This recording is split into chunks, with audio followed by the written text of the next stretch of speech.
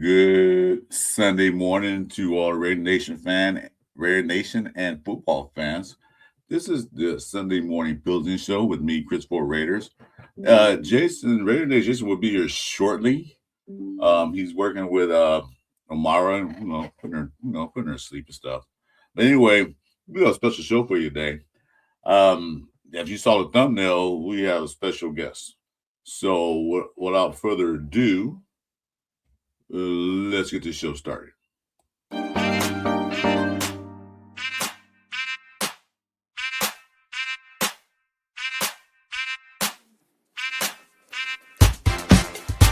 It's the Sunday Morning Pillaging Show.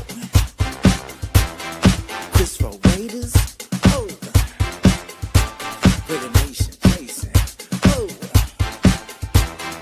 pillaging just for Sundays. Oh, me and Chris, we don't miss. Oh, me and Chris don't miss. Oh, me and Chris don't miss. When it comes to this Raider classic, we don't miss. Raider Nation, we don't miss.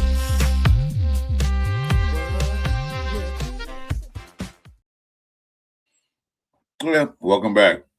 Like I said, y'all know him. Y'all love or hate him. My man, 401, Red Jeff. What's up, brother? I hate him. Oh,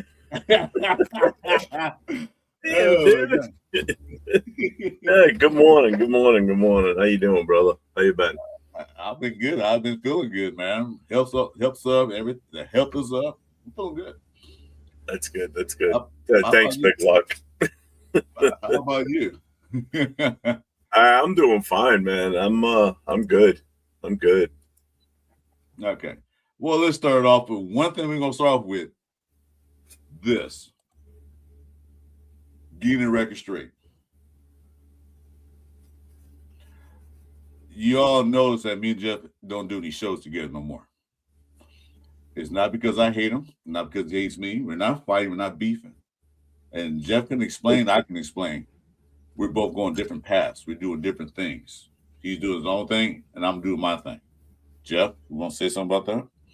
Yeah, I mean, because I get asked a lot what happened to you and Chris and everything, and we just, first of all, the Friday night show would run its course.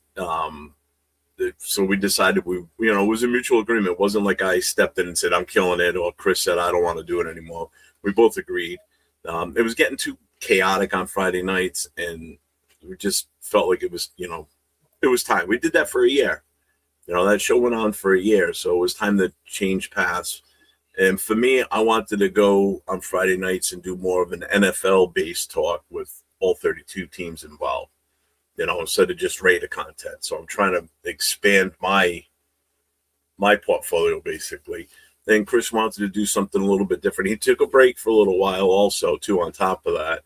And, it was mutual. We both agreed. It wasn't like, I said, screw you, I don't want to do shows with you anymore, or Chris got mad at me or whatever. We just decided it was time to kill that show and trying to move on. I mean, the other shows were already going to go on hiatus anyway. Monday Morning Quarterback season was over. The Saturday night show, that was pretty much made to talk about the games on the, that are coming up the next day on Sunday, or talk about the game from the previous week. And, it was time for that show to end anyway. We were taking hiatuses on both of those. So at the same time, we both shifted gears. So we're good. Yeah. Just let you know. We still talk all the time, so it's not like we ignore each other. Chris talked to me the other day, and I gave him a bunch of tips on things to do to, help him out with his channel and everything too. So it's not like I bailed on him, so we're good. Well, like I said, the show I did with Jason, you guys saw it. I was having a mini stroke, didn't realize it. And I said, let me put this to rest for right now, because I don't know if it's a stress from this show or stress from everything else in life. I couldn't sit there and have a stroke in my shed and my wife know where I'm at. So I told Jeff, I said, Jeff, I'm done. I got to take a break. I got to go. And you saw the clip, me saying that. So like I said, it wasn't like I was mad at Jeff. I was just like, and then plus the season pissed me off too on top of that. but that wasn't the cause of the stroke, I don't think. But anyway, so just let you know, this is my man right here. What for him, I won't be here. He one got me. He set me up for YouTube. So why would I be mad at him? No reason. No reason at all. So I was gonna get that clear the air.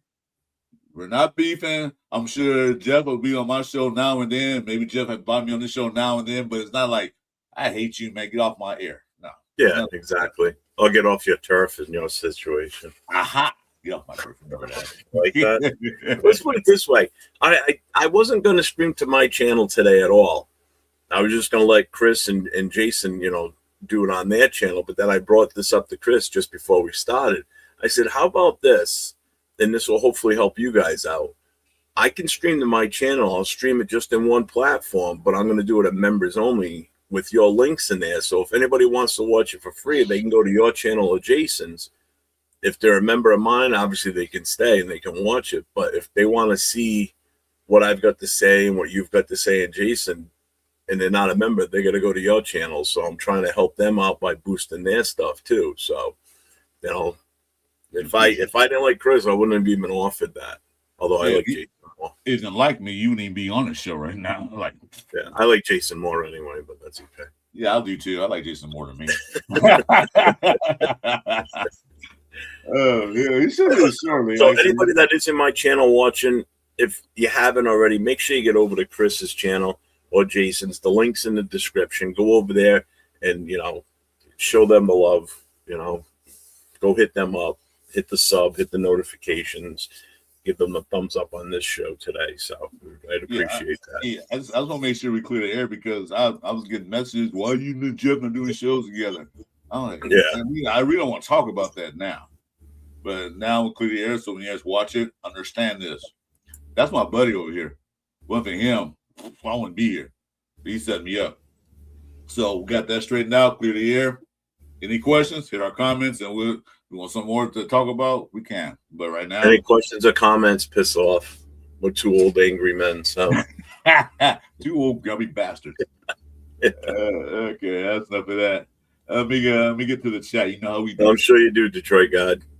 Let's get to the chats. Let's get to the chats. Oh, Jack's in the building. What's up, Jack? My man. Jack. Let's see. Detroit Gods in here, also known as Damon Johnson. What's up? Big Luck 138. Hey, welcome to the show. What's up, Big Luck? And my boy P and Mark. What's up, Mark? Oh, here we go. Here we go. Here we go. Here we go. Here we go. Wait a minute. Let me get it. I just lost it. I got it. Wait a minute, I got you. Give me a minute. There it is.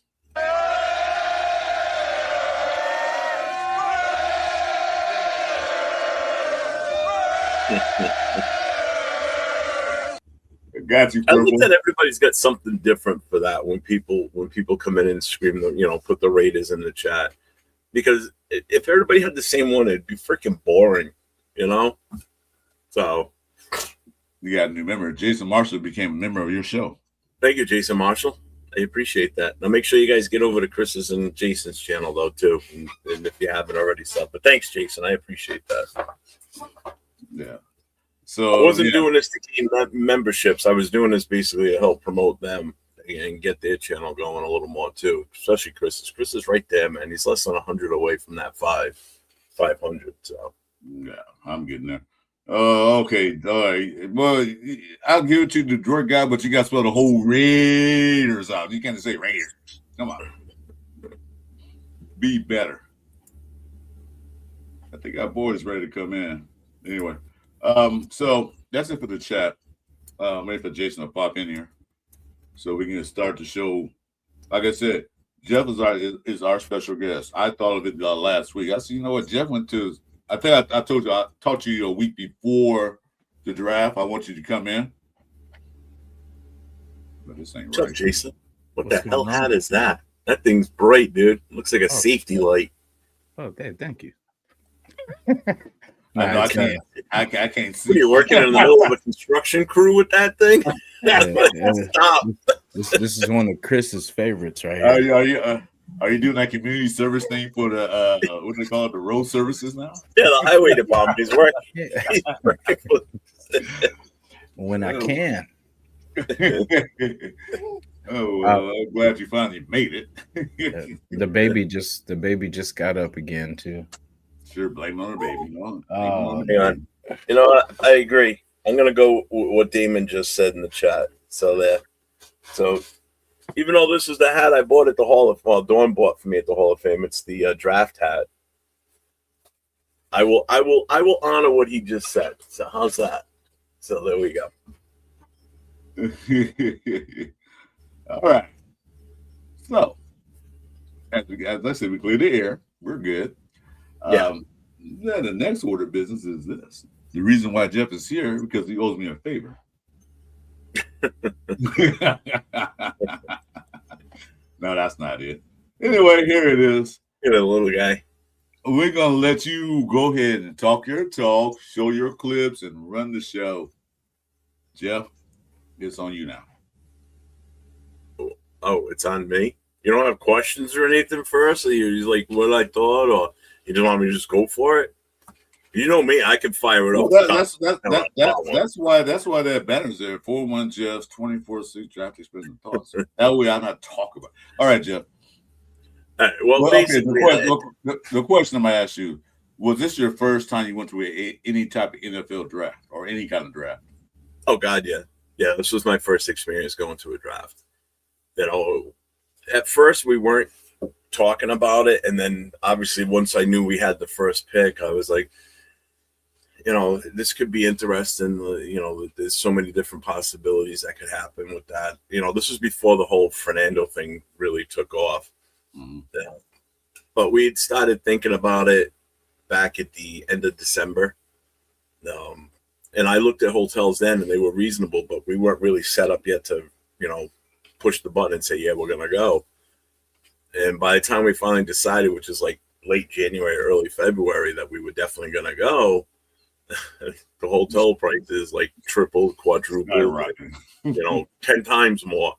You know, some of the hotels right near the draft itself, like I'm talking like across the street, were like $1,600 a night for a room. And I'm like, yeah, forget that. So we had to stay like 30 minutes out of the city. We stayed by the airport, basically. It's always cheaper by the airport, I noticed. So we stayed over by the airport, which is like about a 30-minute ride in every time. But it wasn't that bad. It was worth it for what we saved in money there. But yeah, I mean, it's a long ass ride. It was a 12-hour ride out there. Should have only been about 10 hours. So I mean, the trip was an experience driving out there. Dawn drove pretty much the whole time. She wouldn't let me drive, even though I kept asking her, I'll drive. So, but it was an experience. It definitely was. If you ever get a chance to go to a draft, if it's close by or if you're planning on traveling, do it. If you've never been, do it. You know, the old way they used to do it when it was in New York City was a little bit different. It was a smaller atmosphere. You know, you were inside an auditorium, basically. It was either at Madison Square Garden or wherever else they did it. And it was a small thing. But now that they've made prime time and they've stretched it out those 3 days for like however many years they've been doing it, you're getting more and more people showing up. Like another record was broken this year, and you know, Dawn and I were part of that because we were there on Thursday night. We were part of that 306,000 people that were there. And I got a picture of it. I mean, it's the very last one, if you want to bring it up, just to show you. And this was Thursday night, just to show you how many people were actually in that stadium. It's the one that ends in 150, the JPEG. That one. That just goes to show you how many people were actually in that stadium. And this was still like an hour before the first pick was even ready to be announced. They hadn't really fully kicked it off yet. And where all that open space is, by the time we got close to the start of the first round, that was all filled in with people. I mean, it was just insane. We tried walking through that to get up underneath the canopy, and we got maybe about halfway into between the crowd there and the front of that. And I looked at her and I'm like, let's get back out of here. Let's go back to where we were. I'm not fighting this shit. No. So we stayed pretty much right where we're standing here, but up a little closer towards that draft sign because there was a big jumbotron right there, and that's where we stood for pretty much the whole first round was right there. All right, let me get this in. Anybody else want to stay Raider chat, man? Come on, do it now.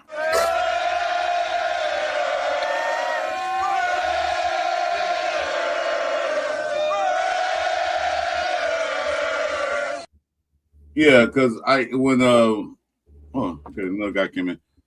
What's up? Welcome to the show. No, I'm not a Southie, but I live in New England. I'm in Rhode Island. And anybody that doesn't know what a Southie is, that's a section in Boston. That's a lot of times they have a very distinct, different accent, even in the city of Boston. If you're a Southie, so is that where Ben Affleck's from, the South or something like that? Yeah, I think so. Yeah, he is. Him, Matt Damon, I think they're all from that area. Bill Burr's from Boston too. I don't know if anybody knows him, the comedian, but he's awesome. Yeah, no, it was actually higher than that. It was over 800,000 in total. Yeah, the final number was like over 800 and something thousand people. So, that's crazy. Yeah, that's a lot of people. I mean, 100,000 people is a lot. I've seen 100,000 people before, but I could imagine 800,000 or 600,000. That's crazy. It's nuts. It's absolutely nuts. I've never been in a crowd of that many. Obviously, in a crowd of that many people. I mean, I've been to football games, but again, at the most, you're talking anywhere from 60 to 80,000 fans in the stadium. That's different. That's a different experience. And again, you're experiencing your team representation and the other teams. Two teams here. You just had fans from all over the globe.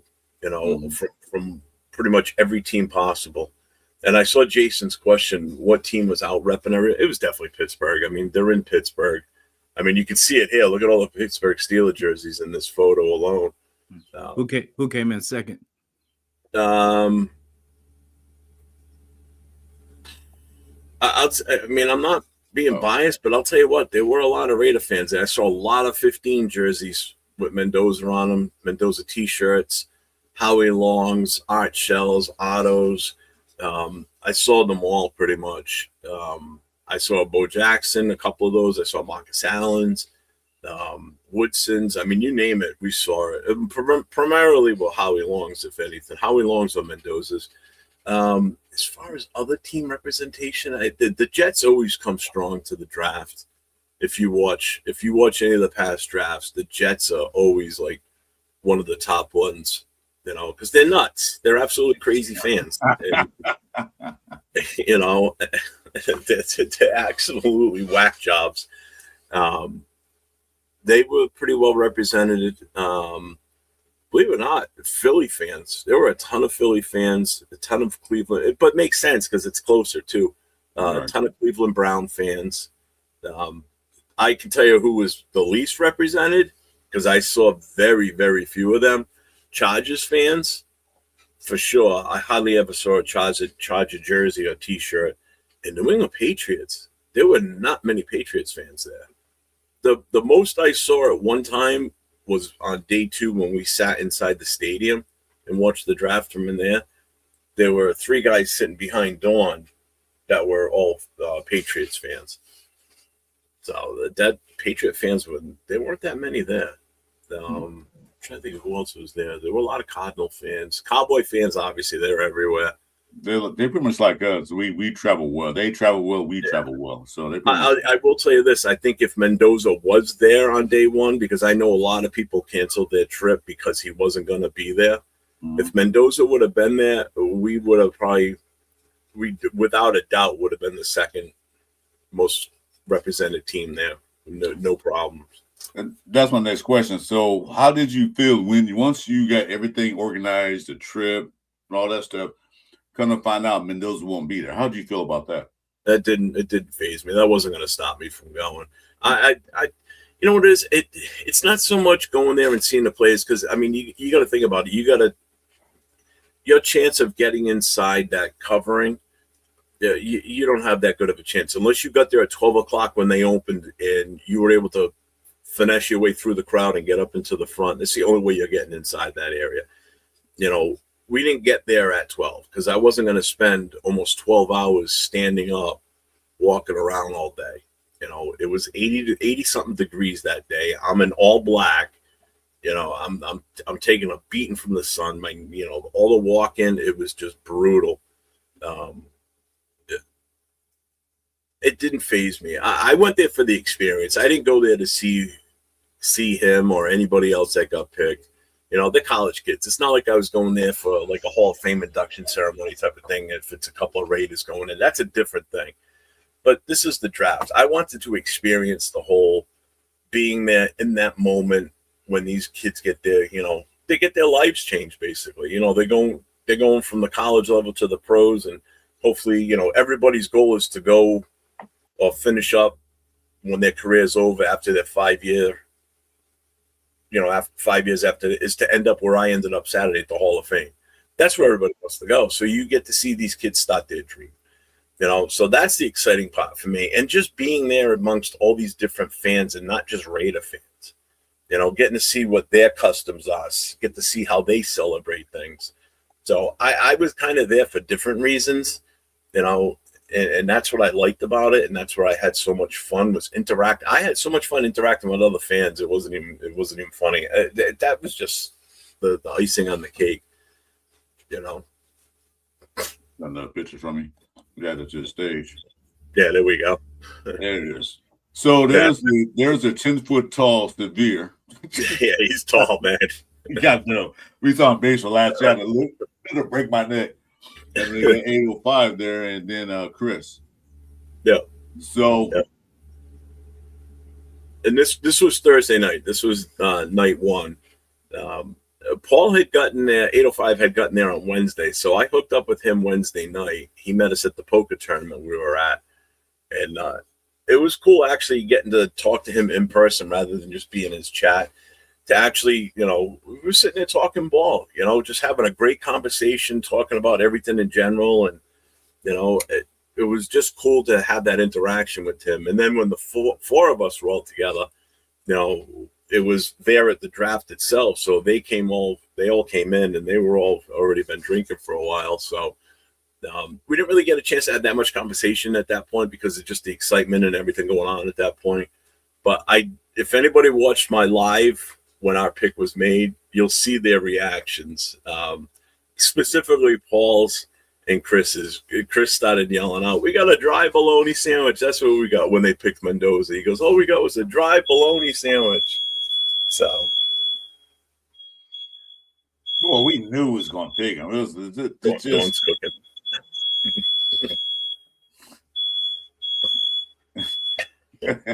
You okay? Well, you used to be a fireman. You should have ran up there like, yeah.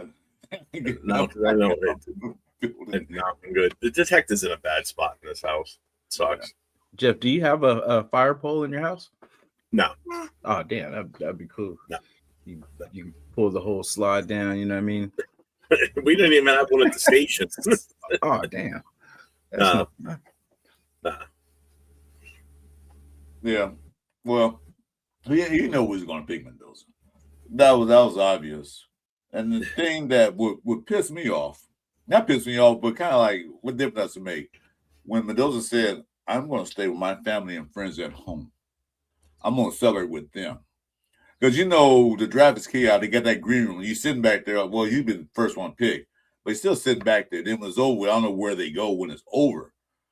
But he decided to celebrate with his friends, his family, and all the support he got. And I thought that was cool. And also, I noticed, were you there on day two? Yeah, we were. I noticed that the green room was pretty much empty on day two. I don't know if you saw that, but the second round, it was. See, you gotta remember what you see on TV obviously is going to be different than what we see. So what they show you on TV, even on the jumbotrons, they're not showing us the same thing. We're seeing constant images of the crowd and all that. So again, the view you get from home is different than what you get there in person.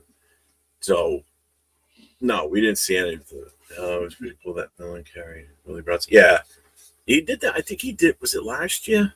He did the same thing. Oh, pretty much every Raider play that's come out since Willie Brown has passed, yes, has said the same thing too in honor of Willie Brown.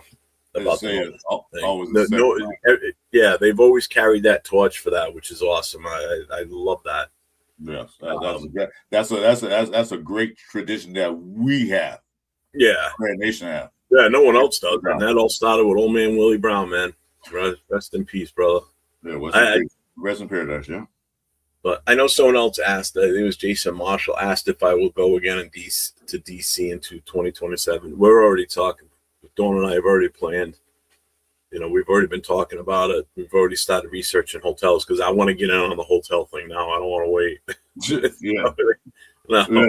Book it now. Yeah, I mean, and the difference is DC is such a different city from Pittsburgh.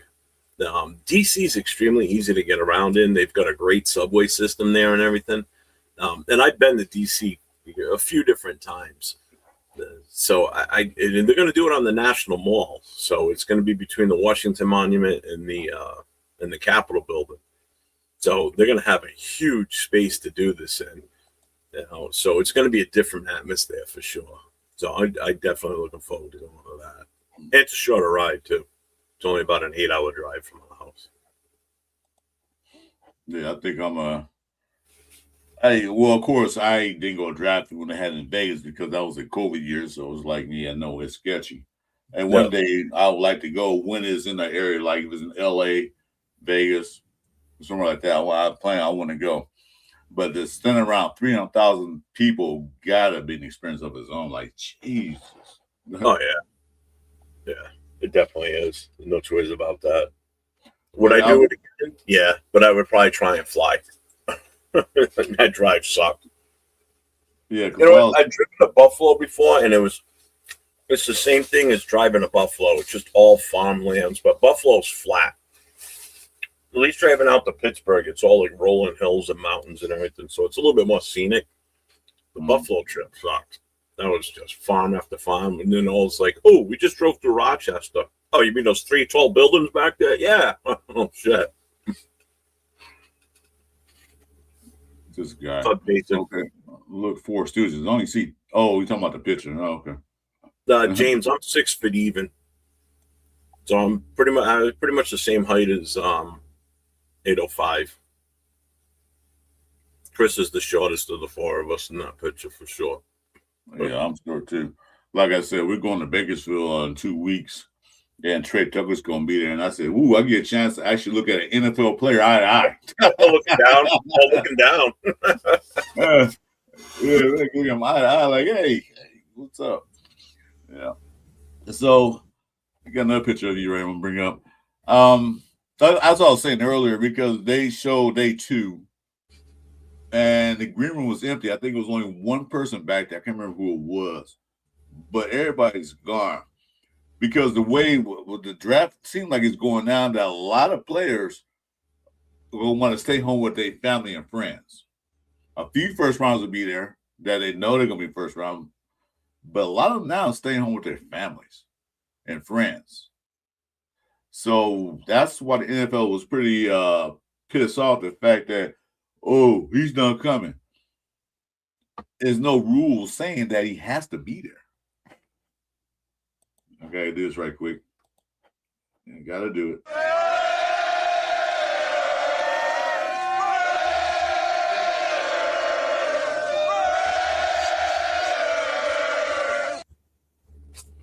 So I'm cool with that.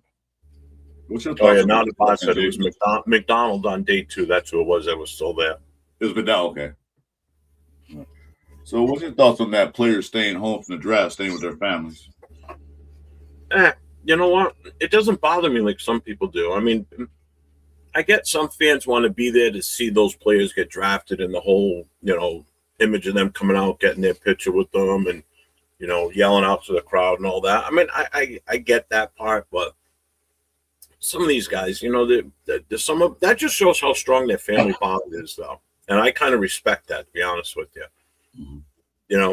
These aren't stuck up asshole players. Those are the kind of the more mature ones that want to stay home with their family. They want to be around loved ones. They want to be stuck in the back room with very select few people that can go in there with them in the first place. They'd rather be surrounded by all their family. especially if you've got a huge family and they've all been a major part of your career, wouldn't you rather celebrate with them than, a couple that you can take with you and then all the other idiots that are going to be there? Like, any fans that get upset because someone doesn't show up at the draft to get picked is crazy. Whatever. It is what it is. Well, plus, we all know that Mendoza's mom has MS. That would have been rougher to travel. They're in Miami, it's still on the East Coast, but travel, sit in that back room all those hours and days. So that's what he looked at. He said, no, I'm going to celebrate my mom and my dad and my family and friends, the people who supported me through my journey. I'm going to be with them. Because you go in the green room, it's like I said, a few select people and then everybody else, reporters and all that stuff. Yeah. He ready to be home. So I was cool with it. Yeah, like I said, I had no problem with that. It doesn't even bother me. Because it was like you don't go on the stage and shake his hand. Yeah, exactly. It's not like all the Raider fans that were there could get in single file line and shake his hand and say, "Welcome to the team." Right. So I don't know why people got upset. Look at Tyree Wilson. He did the whole hug with Roger Goodell, and look how all that turned out. Yeah, he jinxed himself. He sure did. Frank Weber, welcome to the building, man. Hey, if it was me, I would want to be with my teammates. Yeah, I could see his teammates that they were there at his house. All his teammates from Indiana, most of them were there. Yeah, celebrating with him. Congratulating them, having a good time. So me too. I would say because Mendoza said on the live was really people don't really mention that much. I think you have, Jeff, me and Jason have. When Mendoza said when the interview, he said, I won the Heisman. No. We won the Heisman. We did. The whole team. He didn't say I won the Heisman. He said we. And that's the kind of player you want to build it. So when he said that, that means like family, friends, teammates are more important than anything else. Yep. Yeah, I agree. I agree with him wanting to be with his family and friends and his teammates, But not for nothing. You won the Heisman. The one time, just soak it up. You won it. You don't have to be so media trained and say, "Oh, it was a team award." No, it's not. It's an individual award. Your team award was winning the national championship. There you go. So celebrate that with them. Celebrate the Heisman on your own, man. Well, for his teammates, don't be so stiff and it's a team effort and all that. Thank everybody. Obviously, thank everybody for helping you get to that. Thank your offensive line, thank your running backs because they did the majority of the work. Thank your wide receivers. Thank your tight ends, all that. Thank the coaches, but accept it as your own, man. It's a single person award. You had help along the way. I get it, but just take it for once. I don't think he was raised that way, but I see your point. Yeah, but it wasn't for your team. Of course, like you said, the good blocking, the running backs, receivers catching those balls, throwing at them. Yeah, you wouldn't have won it, but like you said. Anyway, I got another picture to show. Jeff, explain this one. Nice. Steal a mascot, Troy. Oh, what a great dude he was. No, he came over to me, and he goes, "Hey," he goes, "Jeff, right?" I said, "Yeah." He goes, "Yeah." He watches my show all the time. I had no clue. Yeah, so he watched my Friday night show. He actually came in the chat this time, and I said to him, "I said, if you watch it, why don't you get in the chat?" He goes, not my kind of thing." And then also on Friday night, he was in the chat. But him and I talked for a while. So wicked cool dude.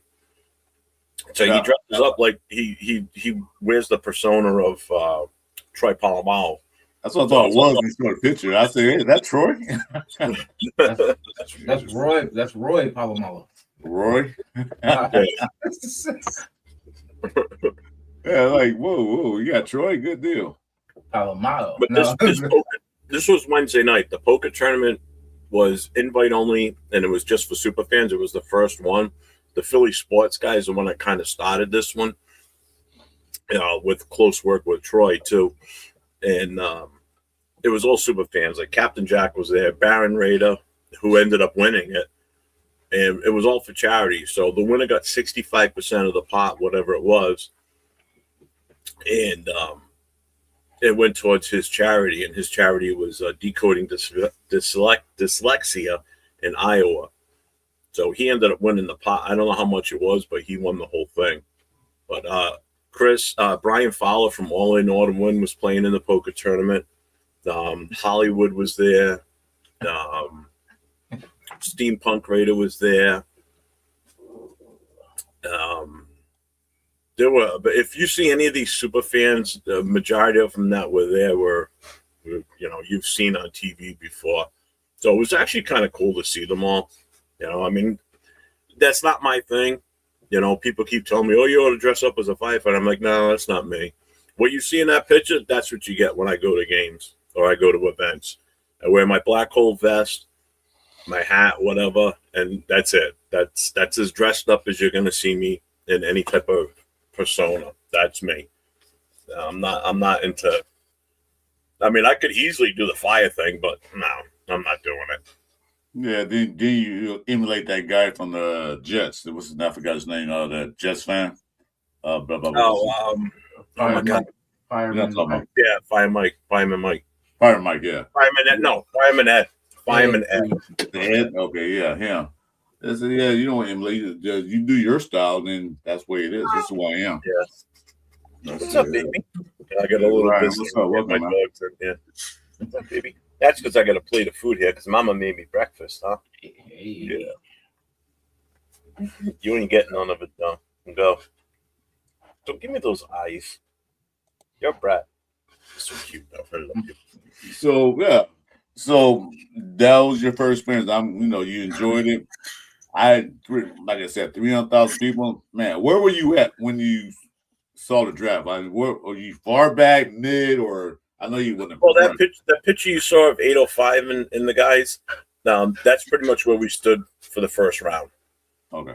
So we were right there. We had the Jumbotron right in front of us. So when we made the pick, I was live and I zoomed in on that Jumbotron because we couldn't see the stage from there, and I had no desire to fight my way through that. We tried it once and I was done.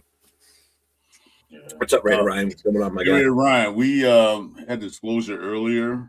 So you want to go back and rewatch it? We'll explain what happened. Nothing happened. Nothing happened. So that's like I said. That's my boy. Both of these guys are my guys. Well, for Jeff, I will be here, and then just watch the beginning of it. Go back and rewatch it, and you'll see. Yeah. Anyway, appreciate Jack Kelly's in the building. Good morning. Good morning. Jack. That's another guy's like 8 feet tall. Twin Towers. I'm telling him. Twin Towers. We're in Bakersfield. Yeah. Hey, Jack. I started a basketball team. I'm picking up Jack and Severe for sure. Yeah. Power forward center right there. Man. So day one, that's where we were on Thursday. On Friday, we were at the top of I thought it was Mount Washington, but it was Duquesne Mountain or whatever it was called. Overlooking, I just put the picture in now if you want to pull it up. Which one's that? You just put it in? Okay. I just put it in that faraway shot. That's from the top of that mountain looking down on the draft itself. This was Friday morning. So we also wanted to do some sightseeing when we were out there. So we took this cable car that goes up the side of the mountain. Once we get up to the top, they have an observation deck, and that's what this is. I took a picture of looking down on it. So this was like about maybe 2:00 on Thursday afternoon. I mean, you can see how empty the parking lot is. There's not a lot of people there yet. And then we went across the street to a pub. We went and had lunch there. And then when we came back out and I looked at the parking lot again, I took another picture. I'm like, holy shit, dude, that whole parking lot was crowded already. But luckily, I got a text from 805. He said, hey, we're inside the stadium, section 131. We're going to sit down. And I'm like, oh, sounds good to me. So we took the ferry over, and then we went inside the stadium and we sat down for day two. Oh, yeah, by the way, that picture on a thumbnail, where were you and your wife standing? And by the way, that's a just beautiful wife, Dawn, in that picture on the thumbnail. Where were you guys standing at? We were pretty much, if you see right smack dab in the middle, like there's a parking garage and then go straight down to the parking lot. We pretty much were right there standing in front of the archway because I wanted to get the dome, that half dome in the picture. We were pretty much standing right there, right out in the open. It was early enough on Thursday before a shit ton of people started flowing in. But then we had to go and see, there's a silver building there. We had to go on the other side of that building because there was no shade whatsoever out in the open. And it was hot as hell. And I had to sit down. So I found a spot with a shade with a big fence behind me. And I just dropped my ass right there for like a good 45 minutes to an hour. And we just sat there. She went and got food so we could eat. And usually a guy my size, you got to have a plan on how you're going to get your ass up off the ground. I didn't even give a shit. I just bent down, put my hand on the ground, and just sat down. I'm like, I can't stand anymore. My back hurts. I'm dying. It's so goddamn hot out here. So we just sat there for a while. I was like, it's too goddamn hot. Jack Kenner, what question are you asking? What was the event? I came like, I'm not gonna answer that. I'm sorry.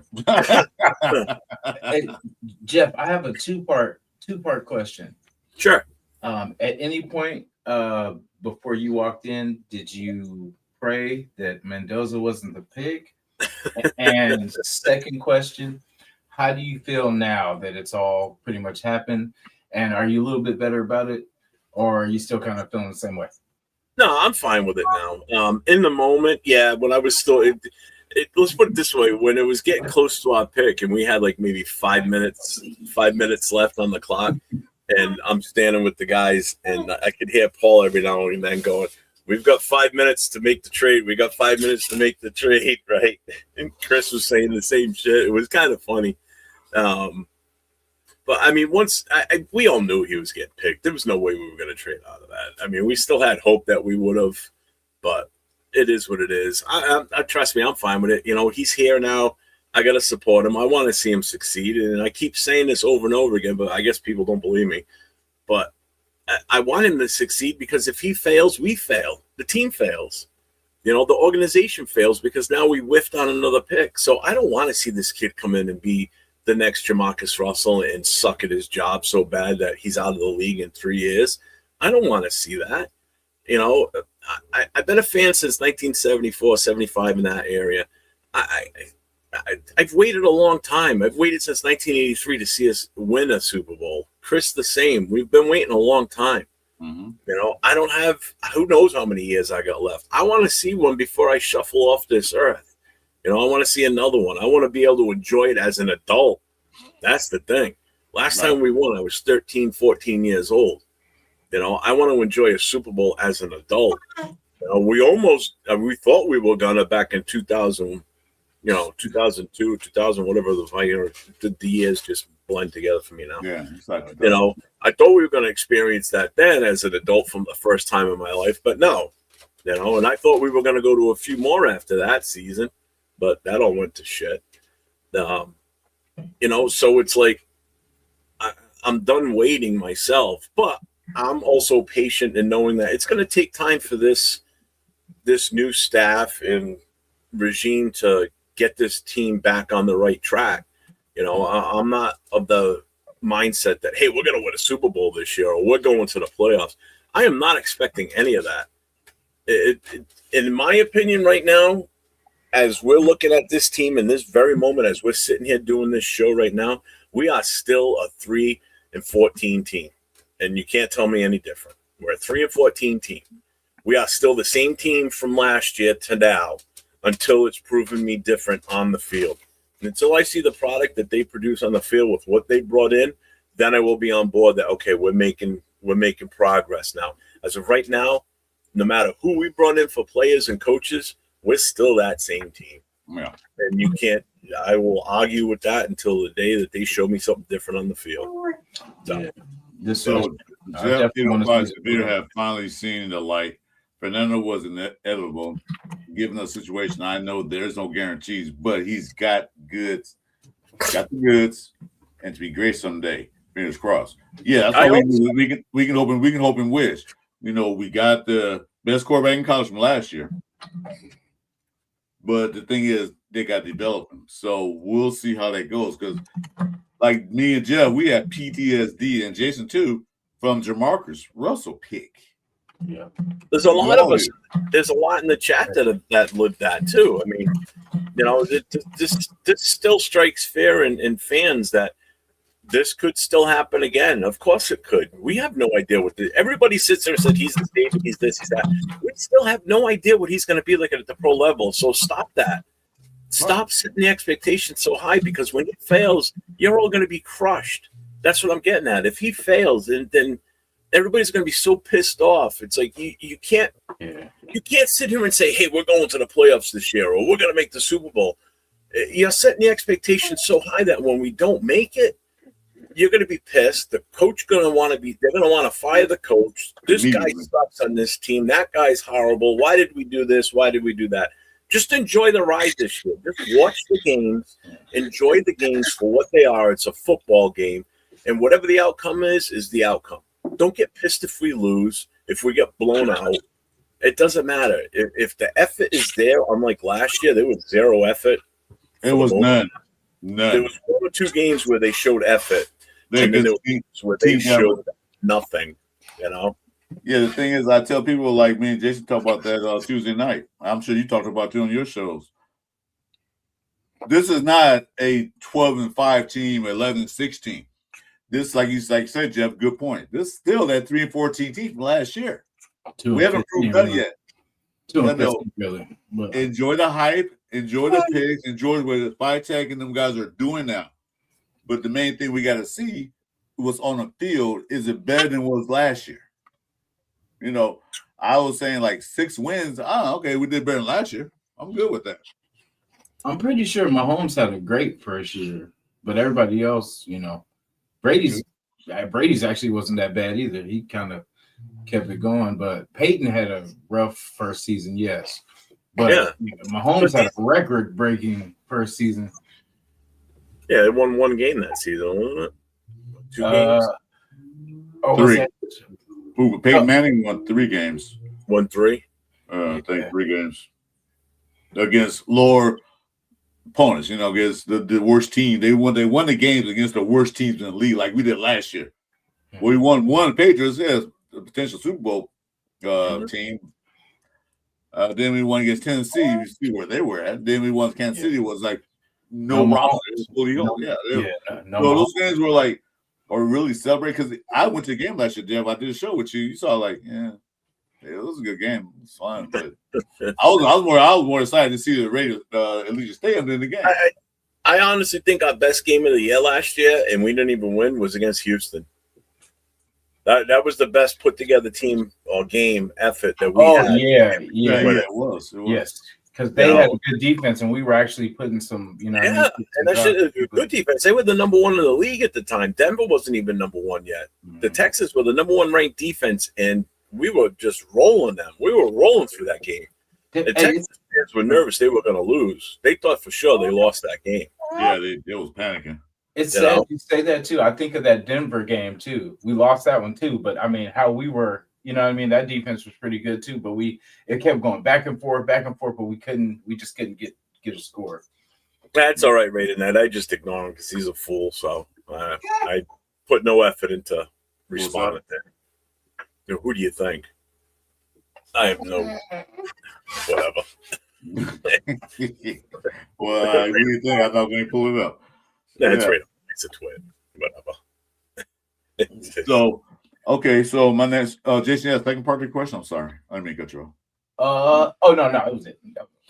All right. So while you were there, because my friend over here had a meltdown Friday during round 2. He was texting so much in the group chat. I had to call. I couldn't keep up with, like, geez, I don't got one hand to hold up. And so I had to call her and say, "What's your problem?" I was like, because the draft pick, when we picked that defensive end guy. Wow, we did here. We got another one. Yeah, I told him, Jay, watch what happens. We'll probably trade or get rid of Tyree Wilson. Yeah. When did you hear about that news that we traded Tyree Wilson, Joe? Where were you at? Oh, shit. Dawn, where were we when Tyree got traded? That was Saturday. Oh, we were at the Hall of Fame, right? Yeah, I know you sent me the screenshot. I don't. I think I want to say we were at the Hall of Fame.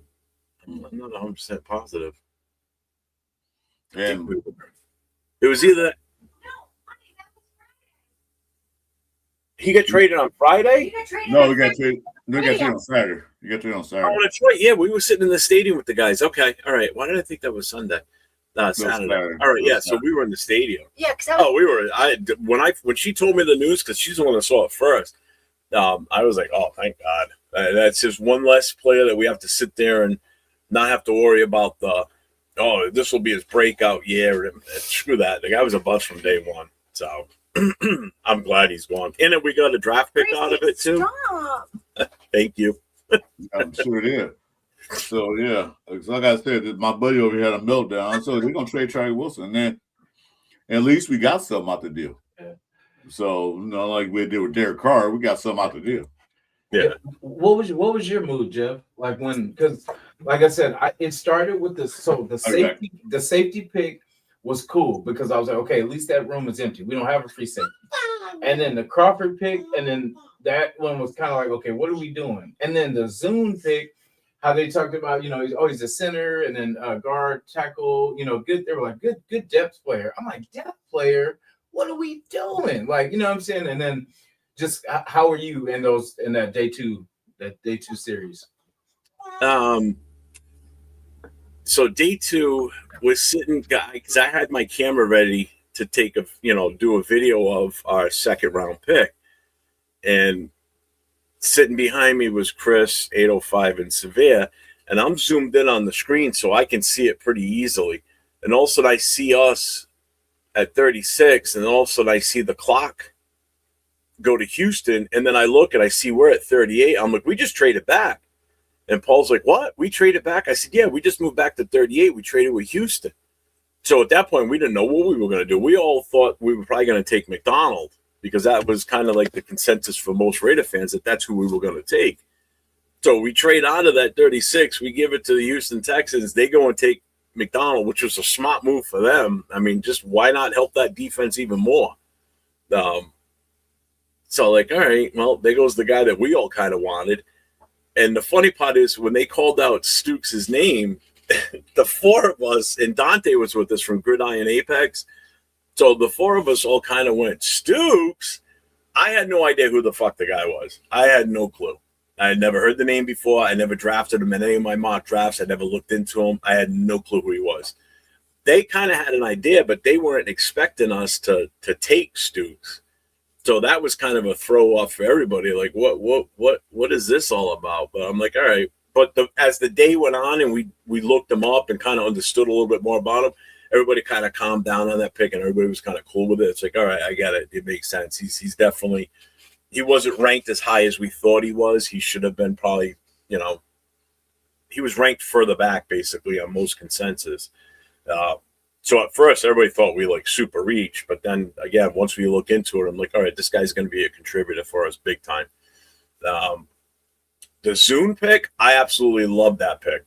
I think that's one of my favorite picks in this draft. I had drafted him a few different times in my mock drafts. The guy's versatile.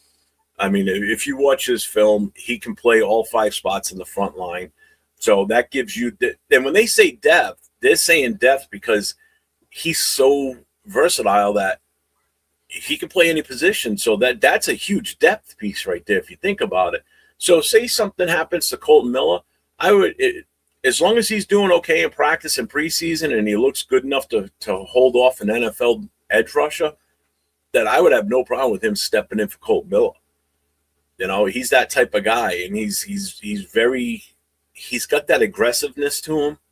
Like you want in an offensive lineman, but that quiet aggressiveness. He doesn't come off as a complete dick, but he's got that kind of killer instinct in an offensive lineman, which you want. You want that nastiness, but not too far nasty where you get penalties like JPJ can do sometimes. But But I absolutely love that pick. 100%. I mean, if they groom him to be the next left tackle and Colt Miller's time is done, or he gets injured this season, because it's inevitable. It seems to happen almost every year for him that, he has some sort of something that takes him out for a couple of games. The Crawford pick, I kind of get that one too, because I think this regime just didn't want to deal with Tyree because they saw it through all his game film, and his lackadaisical approach at practices, it just, yeah. And that's the other thing Silver and Fact said. If you watch that video from that game against Miami, he by himself out on an island held off both of those guys. They didn't do shit in that game. That just goes to show you. And then you were talking they were what? Top 10, top 15 between the two of them in this draft. I forget where Messidor went. I think he went to the Chiefs, right? No, yeah, he went. I think he went in the second round. Messidor went in the second round. I thought he went in the first. I know Bain went in the first. Did he go in the first? Because Chiefs took that cornerback from LSU. Yeah, they took straight up for him. Mansour. I think he went early in second. Messidor was up there as one of those, highly regarded coming out of this draft. So he did. Yeah, they were both in. I thought they were both in the first. They were both first round draft picks. There he is. We're getting him in the third round, fourth round. I forgot exactly what round he came in. But yeah, getting back to Crawford, I don't mind that pick at all. I mean, you think about what we have for edge rushes prior to the draft, right? You had Tyree, you had Max, you had Snowden, you had Kuntz, and you had Kwity Paye. So you got 5 guys there. Well, we just unloaded 2. We traded away Tyree Wilson at the draft, and we just cut Snowden yesterday. Yeah. So now we're down to Kwity Paye, Max, Kuntz, and Crawford right now. We're down to 4. Yeah, we're down to 4. And that's really all you need on edge, because you need your 2 main starters, and you got 2 guys for rotational to give everybody a break. So they weren't going to keep that many edge rushes anyway. So I think Tyree was expendable before the draft even happened. I'm guaranteed they were shopping him way before this. Yeah, because you said, Tyree, you have 3 years to develop, to work on moves. You didn't do anything to improve yourself. You used one move, bull rush.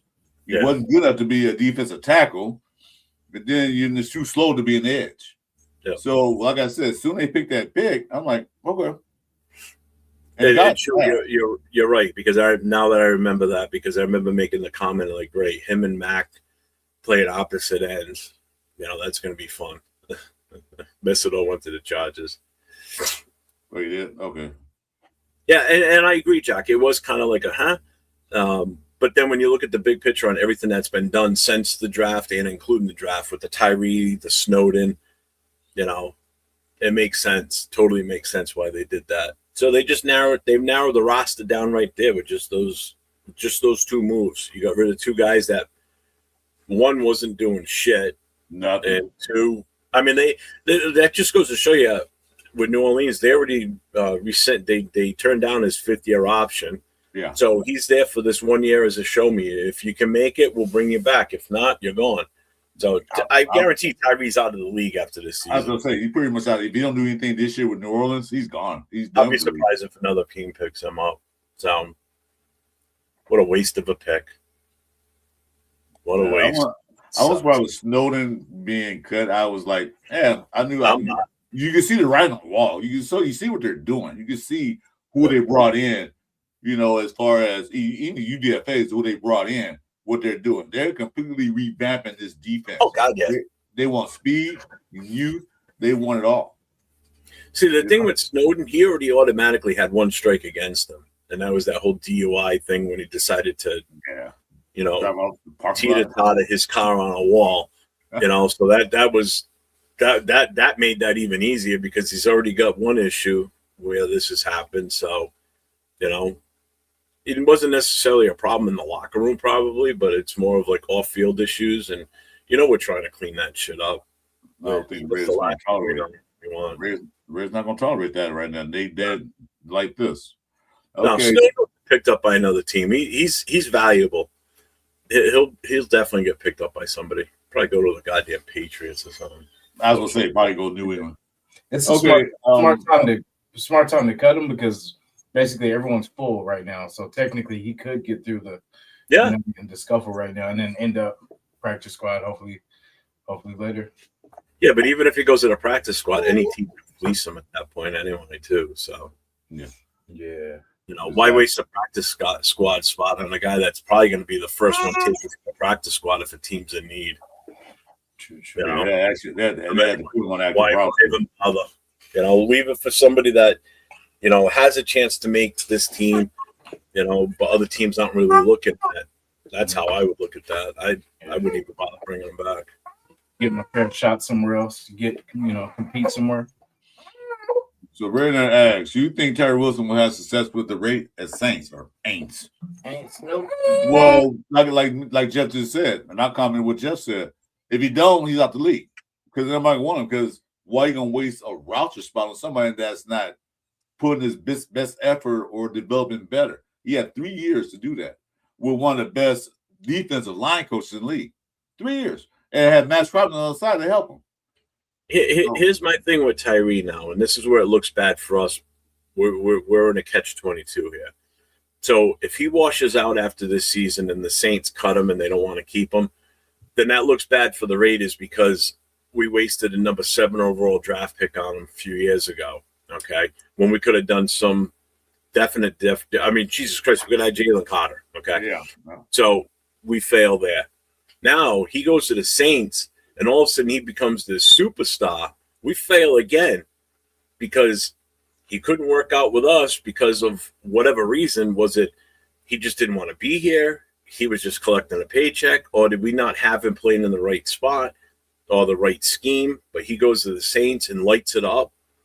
Then what is it? So that's another failure on us. That's where I say we're in a catch-22 because if he sucks and he's out of the league, it looks bad for us anyway because we spent the first round pick, number 7 overall on him, and it failed.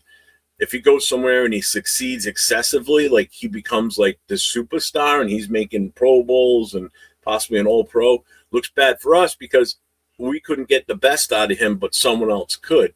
So it's a double failure, So we're in a lose-lose situation with whatever Tyree's career happens from here on out. That's the way you got to look at it. We don't win on this other than the draft. We have to hope that what we got from him for that draft pick turns into be an absolute monster superstar. Because if that player doesn't, then the whole Tyree thing was a waste of time, waste of energy on coach's part, waste of money for his salary, all that. So that's how we're in a lose-lose situation for the most part. Well, we were known for that, getting these guys. They don't play well for us. Give another team, they turn superstars. We had that experience so many times. Mm-hmm. But I think the main reason why they didn't want to extend him because May 1st deadline that if they don't give him that 5th-year option, this is the first one pick, then he turns to a free agent. But what Raiders did, I thought was smart. Like, you know what? We're not going to lose out on this. We're going to get something out of you. Because we went from first round number 7 pick to a 6th round pick, that is a very high decrease in value. Like, wow, it's like just me. We buy Rolls Royce for $200,000, then we go sell for 20. That's what that feel like, So, good luck to him. If he succeed, then we did right. If he don't, oh well, we were right.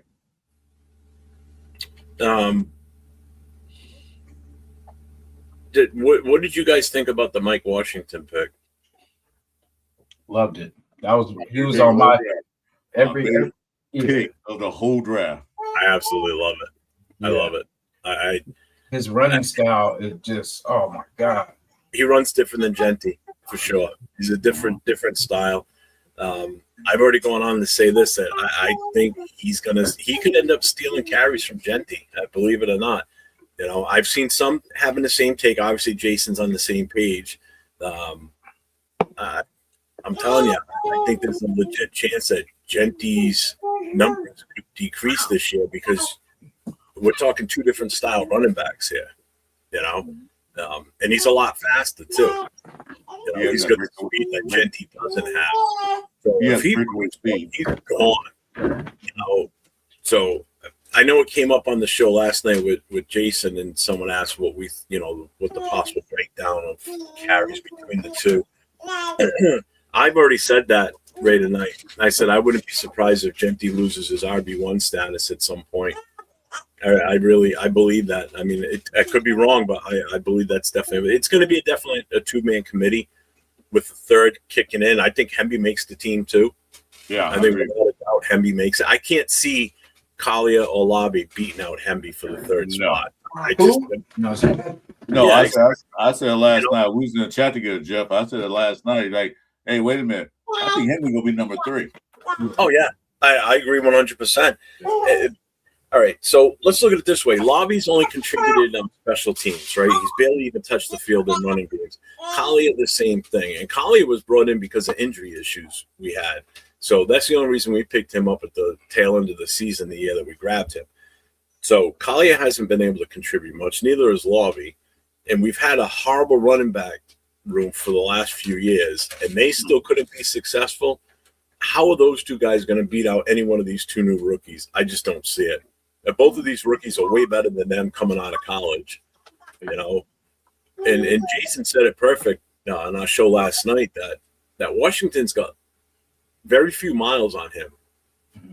You know, he doesn't have a shit ton of carries, doesn't have a ton of. He had just about a little over 1,000 yards, but he was on a shitty team, you know. So, but he still had a successful career as a season.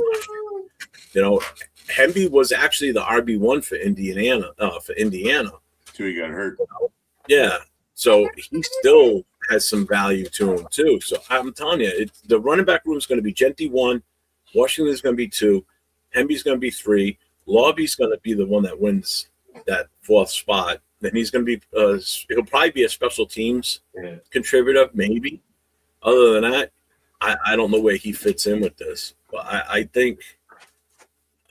I'm telling you, I think Genty's going to lose some carries. Somebody said, it's going to be like 22 carries for Genty and like maybe 5 or 6 for Washington. I'm like, I don't see that at all.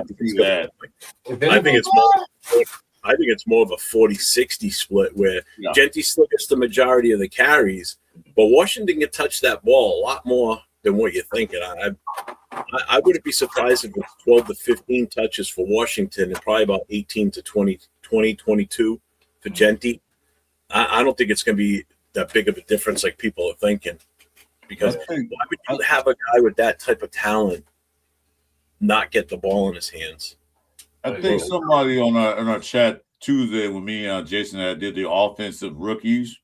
Somebody asked, I'm not going to say his name because I don't remember who asked, but can he catch out the backfield? Oh, yes, he's proved he can catch. But remember one thing, Arkansas wasn't a very good team last year. They had the best blocking, but plus, who was throwing him the ball? The quarterback wasn't an accurate quarterback throwing the ball. But other than that, he can't catch the ball out the backfield. That's not the issue. Can he block? Yeah, you've seen it. He can block.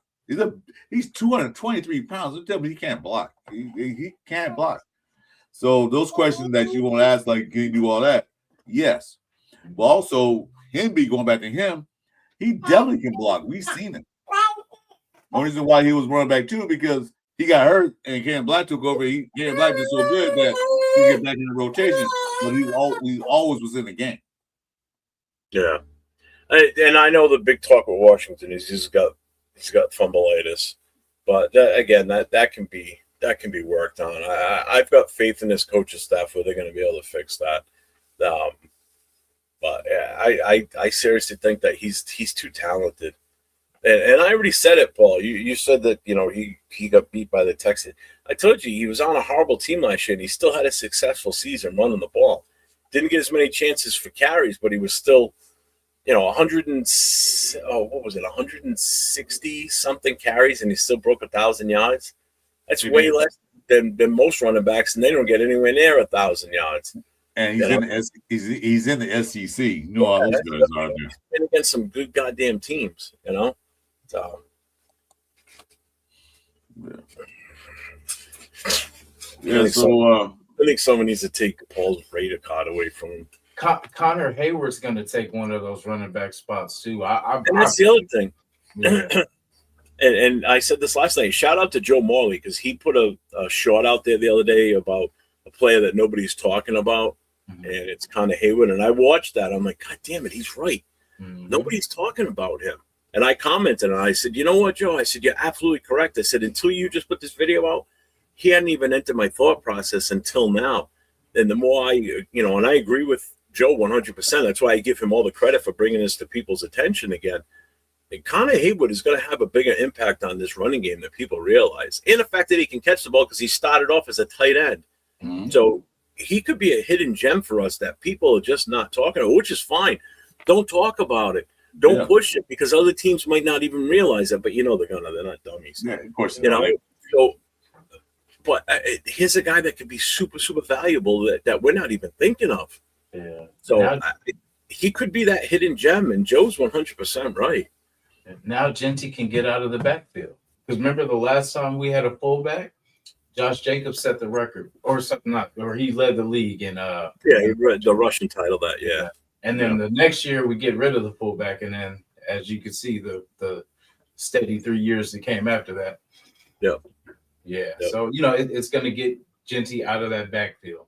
And he's going to be able to do a lot more. It's like an extra lineman, pretty much. And then with that, he can hit that hole. You know what I mean? He can just hit those holes and not have to worry about dancing in the backfield. He could easily be the unsung hero for this offense if it's laid out right. Yeah. I'm still not thinking we're making the playoffs, but Nah, it's not even putting a number on wins and losses this year. I'm not doing it. I'm with you on that, Jeff. What's the number? I'm going 3 wins. So what's your expectation? How many wins? For two things. I don't know what we have on field yet. We haven't seen anything yet. We have a first-year head coach. We have a first-year defensive coordinator. These two are rookies. They coached in the league, of course, but it's their first year doing those responsibilities. I don't know what the rookie class is going to do. I don't know what the free agent is going to do. We had no idea what they're going to do. We won't know anything till maybe the third game of the preseason, was the last one. And for record, I was on the hype train like last year. I said 10 wins because Pete Carroll, Catfish, said 10 wins. And I thought AP would say, we're going to win because of what he did. But right now, I don't know. Yeah. Like I said, if we get 6 wins, I'm happy because that's a 50% improvement from last year. Yeah. If Kirk starts, I feel like 6 wins. You know what I mean? I feel like it's possible. Like we could get 6 wins out of that. But with Mendoza, it just depends on how he meshes. Like how when he's brought in, and because this is my argument for him. Like, I know we talked about Jamarcus being the last time that we took a number 1, but Jamarcus Russell and Mendoza are 2 different people. One had a weight problem, 300 pounds, and a lean addiction. You know what I mean? This dude is actually a smart quarterback. You know what I mean? Like I was telling Chris, pretty much when I hear him talk, it reminds me of Andrew Luck. Like just of how Andrew Luck, you could ask him about a play and he could break down every part of the play. You know what I mean? Like, and that's how Mendoza is. Like he's almost an obsessor. You know what I mean? Like, because when they brought him in, they said they were impressed. Like it was plays years ago, and he knew every part of that play. You know what I mean? Just for who it was supposed to go to. You know what I mean? Who was everything. Like, and that's what impressed him. And then that's where they said that's where they're getting the Peyton Manning, Andrew Luck vibes. You know what I mean? And then if he could be half of what they were, you know what I mean? That'll be good. And it's just being a smarter quarterback. It's less pressure on you because you don't have to stress and wait for things. You know where things are going to be, the timing. It's like it's easier for you. It takes a lot of the pressure off. When you're unprepared, that's when you stress, right? Like when you're not ready for something, that's when you stress. But when you're well prepared and you study every aspect, the game slows down. You know what I mean? So that's where I feel he's going to be successful. It's not my Cal Berkeley bias, but I think he's a smart enough quarterback. He's going to figure it out. He's a big kid too. Like we're acting like he's a 5'11", 6 foot. Exactly. This guy's a 6'4". He's not the Diego Pavia where he's a midget. Yeah, that part. So, I think, and then we're getting him. Everything's kind of happening on time. You know what I mean? It's all coming together on time because our running back room is going to be better. So that'll take a lot of pressure off him too, which we couldn't do last year or the year before that. We couldn't run the ball. So this year, he's not going to have to throw 40, 30 times a game. We hope not. But if he does, he's going to make the right play.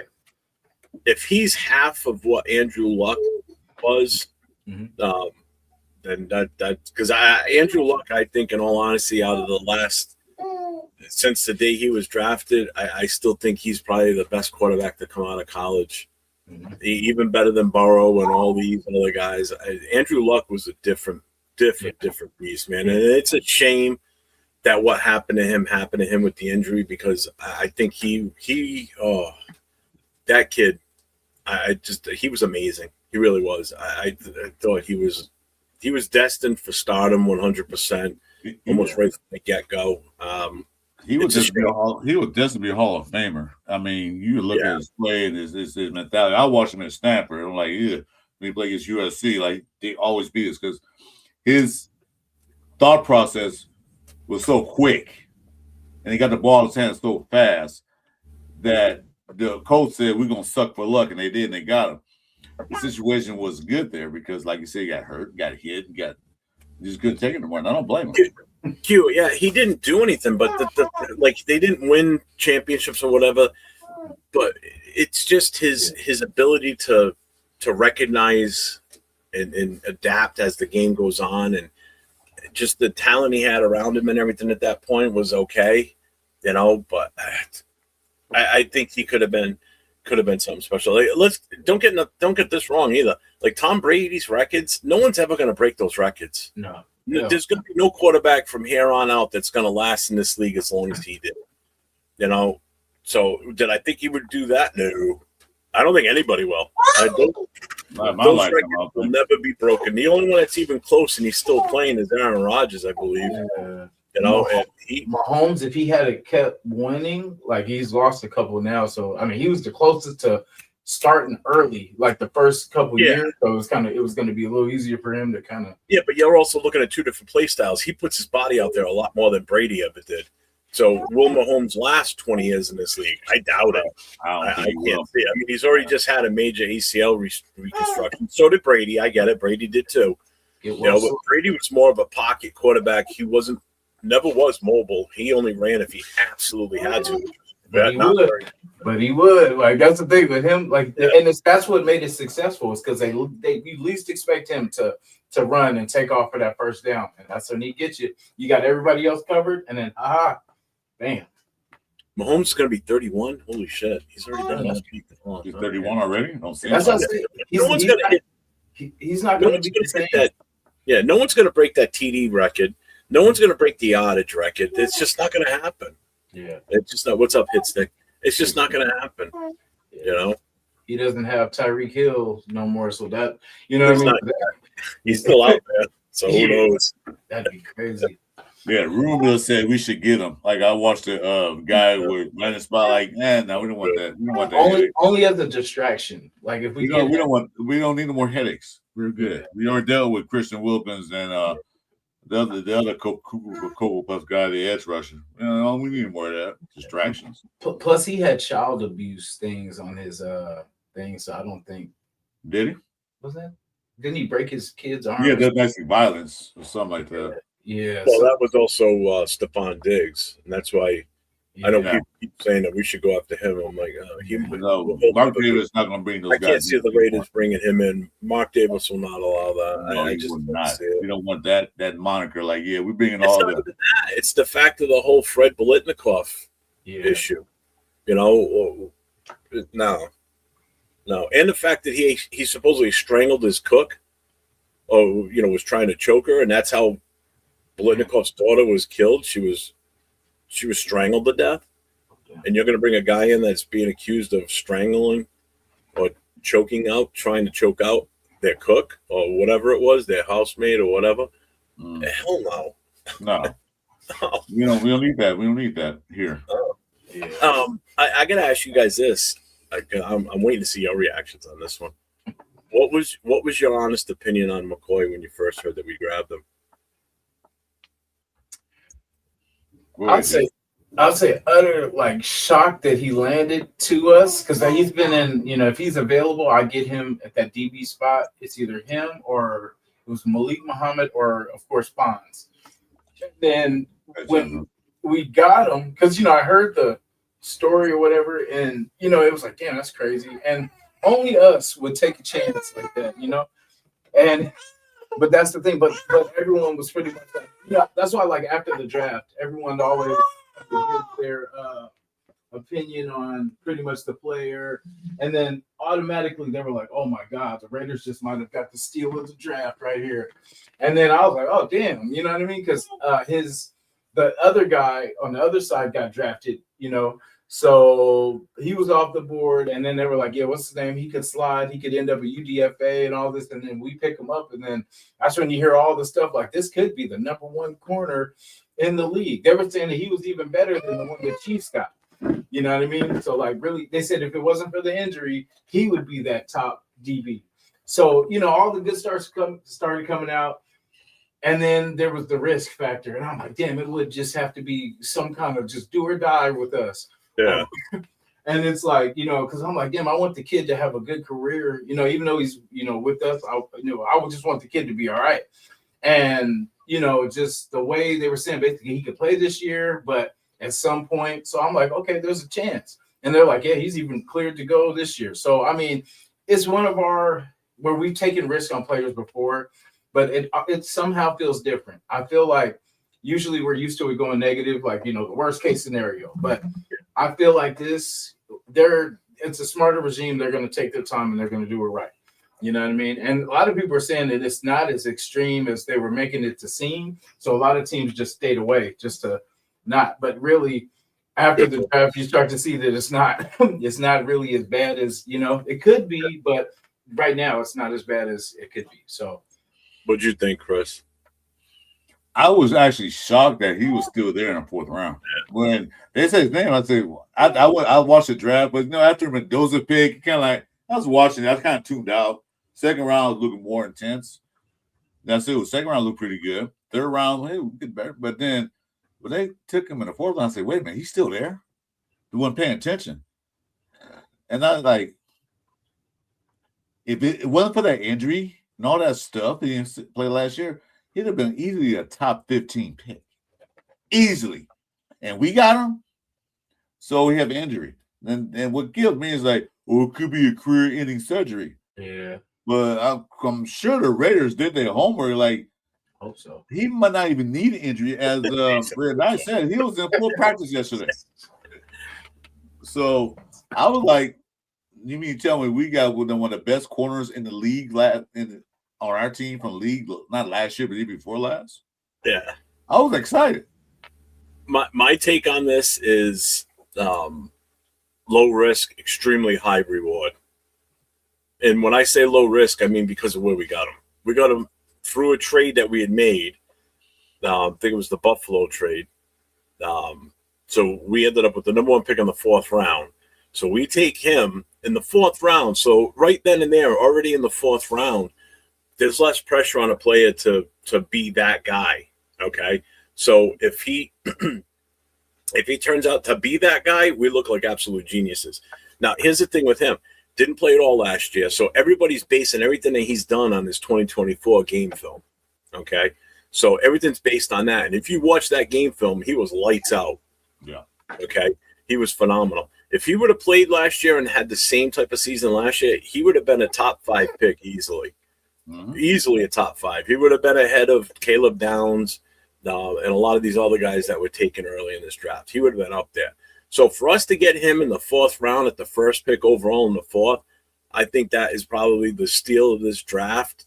And probably a good reason why we might have even gotten as high of a grade as we did, because there was some picks that were a little obviously Mendoza automatically gave us pretty much an A- to start, just because of it was our major need and we grabbed them.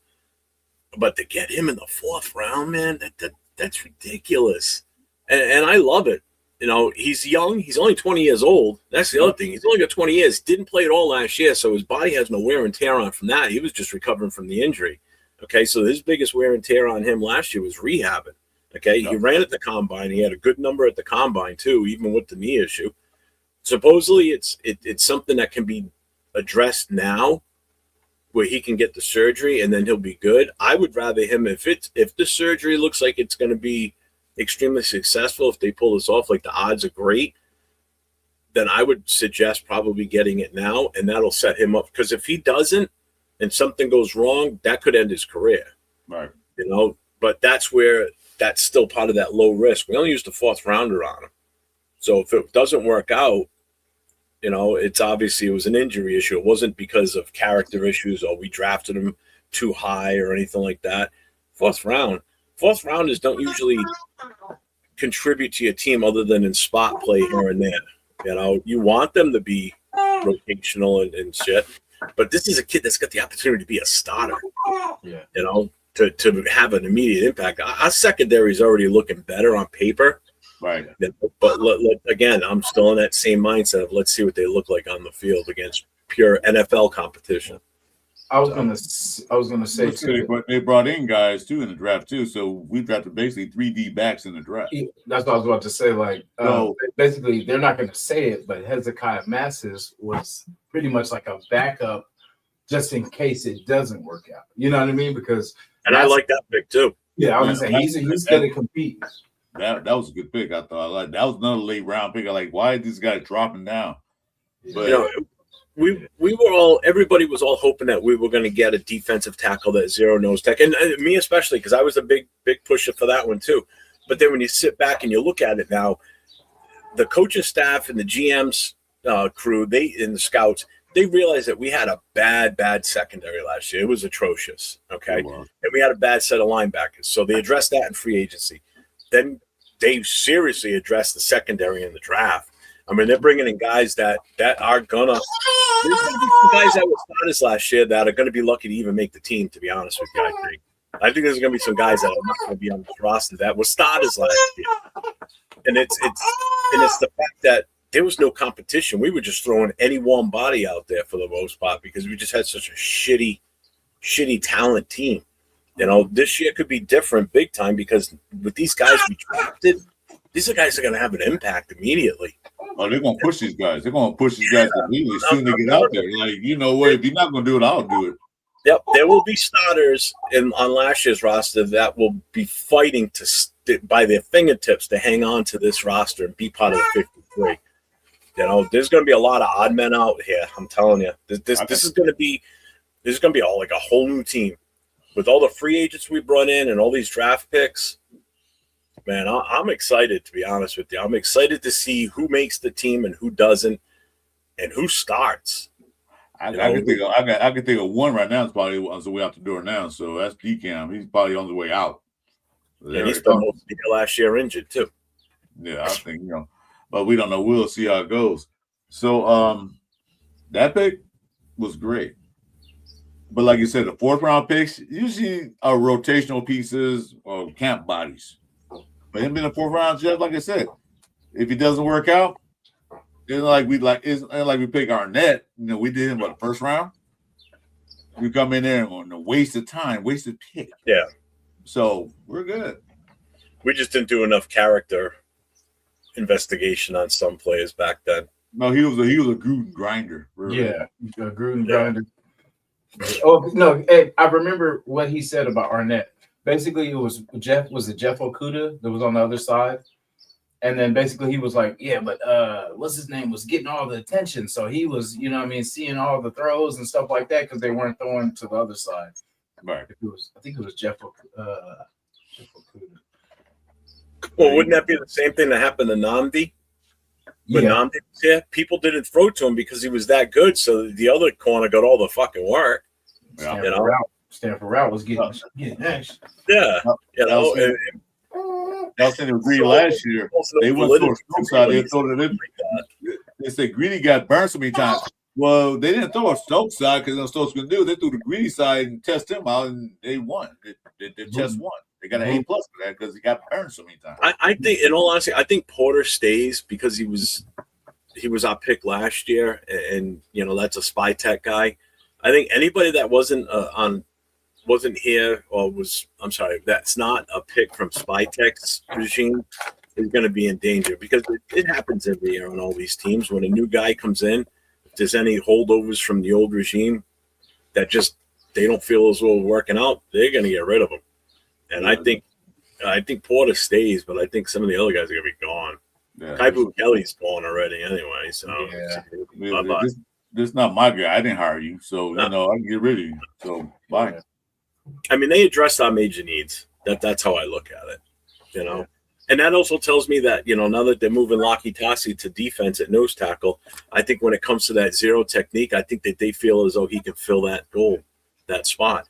And in all honesty, that's an easy spot for him to learn, being so new to the sport, because it's basically just treat it like a rugby scrum.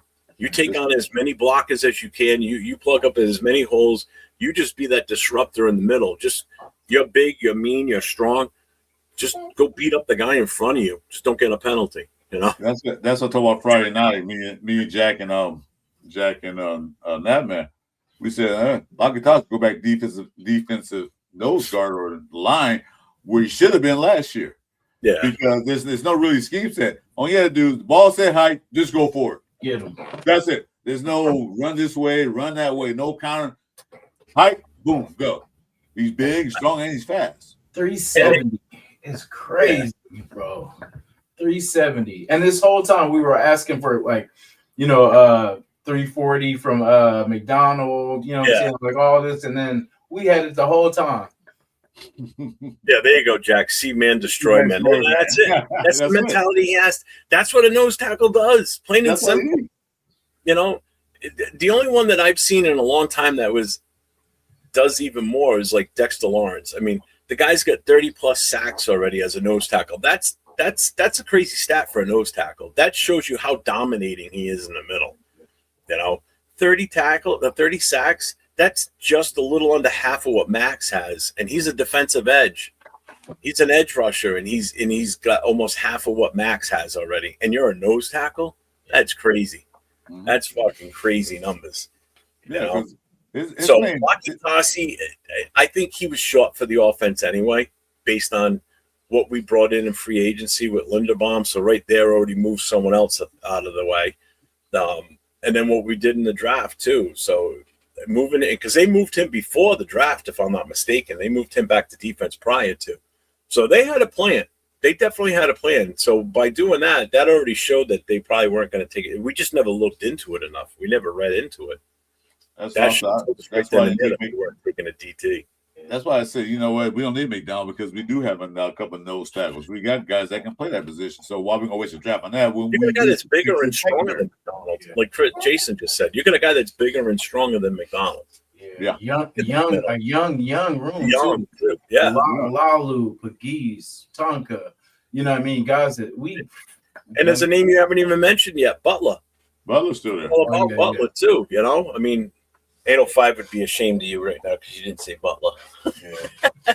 That's his guy. 805, if he was, he'll say something. Wilkins had him messed up last year. So I think that we're good on the nose tackle because we got a guy that can play, like you said, like Jack said, see man, hit man, or whatever. Plus, he's so big, you're gonna have to get two blockers on him. Got to. Yeah. Then that frees up the edges and the linebackers. When he can take on two blockers, you know what's gonna happen. That means somebody else come in there. Mm-hmm. So good. I see. Like I said, Spytech was playing 4D chess while everybody was playing checkers. Yeah, and we didn't see it. But now we saw it after the draft, like, wait a minute. Yeah. This all makes sense. Yeah. Where were we getting gassed at? In the middle. You know what I mean? Like I get what you're saying too about, is Laki Tassi going to be able to understand the, don't get baited, don't get the flags and everything. I think that's something that could be totally coachable. Yeah, to be honest with you, he's right in front of the ball, so he can't. He'll be right. You just basically tell him you don't move until don't listen to the cadence, don't listen to any of that. Your eye is on that ball, And as soon or if you're looking straight up, you make sure you got it in your peripheral, and you see that ball move, then you go. Because if the center moves whatsoever, and he doesn't hike it, the rest are going to flag him anyway. Yeah. Right. You know, and he's big enough to have that recovery too. Because it's not like you're gonna push him. You're not gonna push 370 around. So he could be a little bit more patient too. Yeah, You can just stand up and nothing else. So you just stand there like. Phew. Yeah. So he doesn't really have to worry about trying to get up because he's gonna eat space. You know what I mean? Like so they're gonna have to get two guys on him. So technically, he's probably if they're smart on that side of the ball, they're gonna try to take him out. You know what I mean? Like not make him a factor, but you're gonna have to pick your poison because you got Max coming, you got people coming off that edge. So then you got the linebackers too, Walker and Dean. He can come in there. And you got Johnson who's playing nickel. He can come in. I mean, you got where's it looking like going to defense? It's not going to be a basic cover three. This plays soft zone. They probably play a lot of zone, but the defense is going to be so disguised. Because Jeff Jasin, we watched the games last year. We saw the same thing every down. The defense offense is like, oh, they're gonna do the same thing, and they predicted it. But now the offense is gonna be different. The defense is gonna be different just as well. They're gonna be disguised coverage. They're gonna be disguised blitzes. They're gonna be different things. Because Rob Leonard probably want to do this for years. Now's the opportunity to do it. He knows what he want to do. He the one that went to office and told Spytech, okay, well, Patrick Gamble, we need to do this coordinate and interview him. What you want to do? They said, look, I need some cornerbacks and with talent on my team, I want to play a 3-4. Get some more linebackers, get some more cornerback, and we can run this. And that's exactly what they did. Oops. And Jack, I think Dalton Wagner is still the biggest on the team. 6'7" or 6'7", 348. Actually, he's 6'8", 300. Oh, all right, maybe not in weight. He's 6'8", 318 pounds. He's the tallest, maybe. I don't mind the Dalton Wagner project. I kind of want to see it. I want to see what it's too slow. That's the problem though. He's too slow, man. He's been there for years and he's still even made the team. I mean, practice squad. So, and the thing about it, he on practice squad, nobody grabbed him. So right now, if I'm looking at the depth chart, right, on our lads, Adam Butler is the actual starter at nose tackle. Then it's JJ Pegues is his backup. You want to bring it up, Jeff? Roderick Martin is the number 3, and Lockie Tassi is number 4. You can add to the thing. I'll bring it up. So if you want to show it. Yeah, Tassi's 6'6", 373. So he's 3 inches shorter, but he's like 60 pounds heavier. Fast feet too. I was gonna say I've seen him. That boy got. He played rugby. He can run. He's not. Well, you got to think of it this way too. All right, so Lockie Tassi's 6'6", but he's 373. Then you look at Dalton Wagner, 6'9", 318. Dalton Wagner's tall, but he's leaner. Okay, he doesn't look leaner, but he's leaner. So he's got a higher center of gravity too. Now Lockie Tassi's 6'6", so he's 6 inches taller than me at 373. So he's got a little bit shorter of a stature. So he's got a lower center of gravity, which is going to be even harder to move, especially when he's in a nose tackle position because he's down on all fours. He's two sets of fingertips in the dirt in his cleats. That's it. And he's coming at you full bore, and he's already at such a low angle that he's going to be tough to move back. And with his rugby experience and scrums and everything, if he can turn into what we're hoping, good God. What's up, Jarretta? This is our second international player because I forgot that Lockie Tassi is one, and then we got the Tokyo Toe. So I wonder how that's. I mean, I know I'd rather have Lockie Tassi than Tokyo Toe. I know if we had to make a choice. Well, the big thing is one of them has to make the 53. Mm-hmm. Yeah. Just one of them. Yeah. Because we can only have one per team. So right now it doesn't matter because it's still it doesn't count until you get to the 53-man roster. Mm-hmm. So I'm sure Matsusawa is going to be the kicker. I'd like to think he's going to beat him out. And so now if he gets signed to the 53, he's actually on the roster. He doesn't fall into the IPP at that point. Lockie Tassi is still under an exemption because he is an IPP. Okay. So, and again, they both could make the team. They both Yeah. could make the 53-man roster and be given the full contracts. Now they're off that IPP, and now we can have a different one if we wanted to. Nice. You know, I like that. I honestly think that there's a It's, good. I don't That's Toby what I was Joe's not thinking. IP guy. He's they actually UGFA. He wasn't in the program, is he? No, he's in it. Yeah, He's still an He's international. in the program. To Hawaii, still an Yeah, that's international. why I was like, damn, I forgot we had the other guy, the Nigerian player, but then I think he got injured or whatever, so we got rid of him. And then Laki Tati, I forgot he was part of that too. I don't think he is IPP. I think he's actually he came from the University of Hawaii, and he's just a regular guy they brought in. I don't think he's part of the IPP program. His heritage from Japan, but he's not technically from Japan. But then someone said he played in overseas. So. No. He's from Hawaii. I don't think he's IPP. So you don't have one. Because he played University of Hawaii. And they tell him as UDFA now because I looked at it, he's not an IPP guy because they'll hashtag that. Okay. Somebody said that. No, he's not IPP guy. I was like, wait a minute, no, he's not. He's just a regular guy. Oh, well then cool, we good. So we don't have one. After going unselected in the 2026 NFL Draft, Matsuzawa was signed with the Las Vegas Raiders as an undrafted free agent. Matsuzawa is a member of the NFL's International Player Pathway class of 2026. He was drafted. Also, did you know he was drafted the other day too by the Saskatchewan Roughriders? Yeah. Overall in their draft. Yeah, they did. So, and this is why he's an international. He was born in Tokyo, Japan. Okay. Okay. So he is definitely from there. He's definitely from Tokyo. So he does qualify, and he is on the international player pathway. Oh, so and yes, we can only have 2 per team. But as far as, let me just look at the rules on that because I think it doesn't matter. Hold on. I don't think it matters the number, but basically, we would have to cut Gay. No offense, but we'd have to cut him, and then he'd have to take that roster spot. So here's the eligibility for this. So they have to be age 24 or younger. They have to be out of high school for at least 4 years. Did not play football at an American college. They could be any one of these.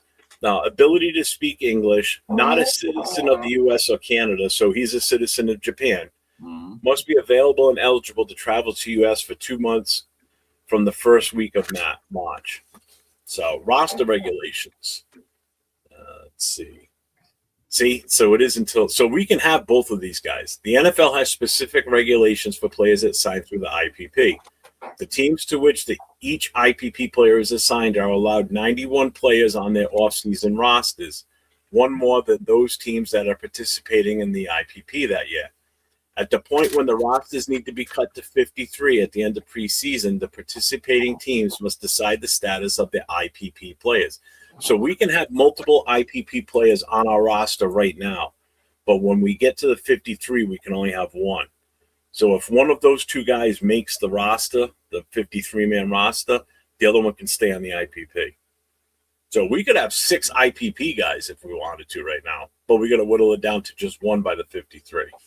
Okay. So they can sign Laki Tatsi and keep Tokyo Toe as IPP guy. Is that what you're saying, basically? Correct. Or the other way around. Oh, either way. I honestly think Matsuzawa has a better chance of making this roster, only because there's 3 other guys ahead of Laki Tasi right now. Yeah. At the nose tackle, and Butler's one of them. So that means he has to beat out 2 other guys to even get to be the backup. Mm-hmm. So either way, we're not keeping 4 guys that are nose tackles on this roster. That ain't happening. No, that's not. That don't make any sense.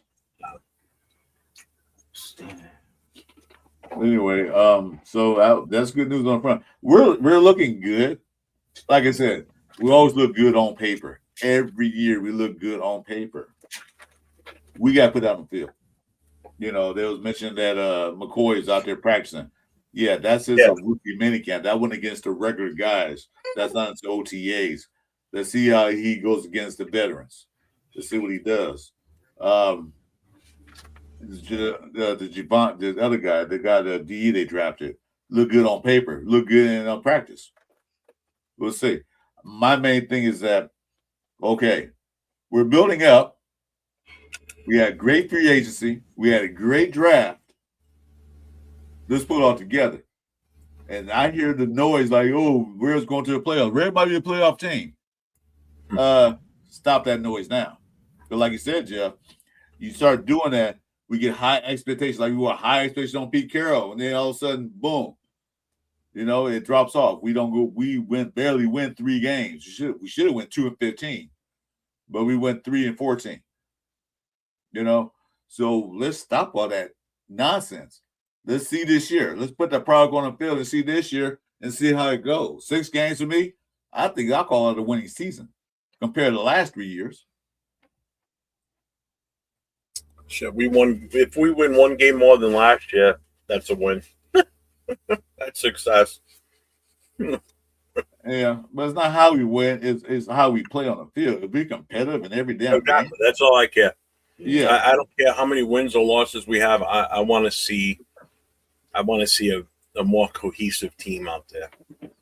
Yeah. Mahomes coming off. Yeah, we can't have that KC game from last year. We only got 30 plays in the game. No, we can't have that.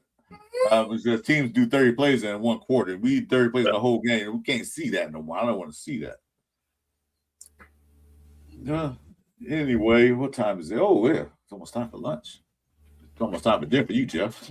I'm still got my breakfast over here. I've been eating the sausage links. That's about it. Okay. Chad, any question want to ask Jeff? Like I said, we hashed all that in the beginning. Go back and watch it. Make sure you hit the likes on my station, Chris for Raiders, on Jeff's, of course. Definitely 4-1 Jeff Raider Jeff, and on Raider Nation Jason, or a Mara station. It might be hers now, probably starting tomorrow. But yeah.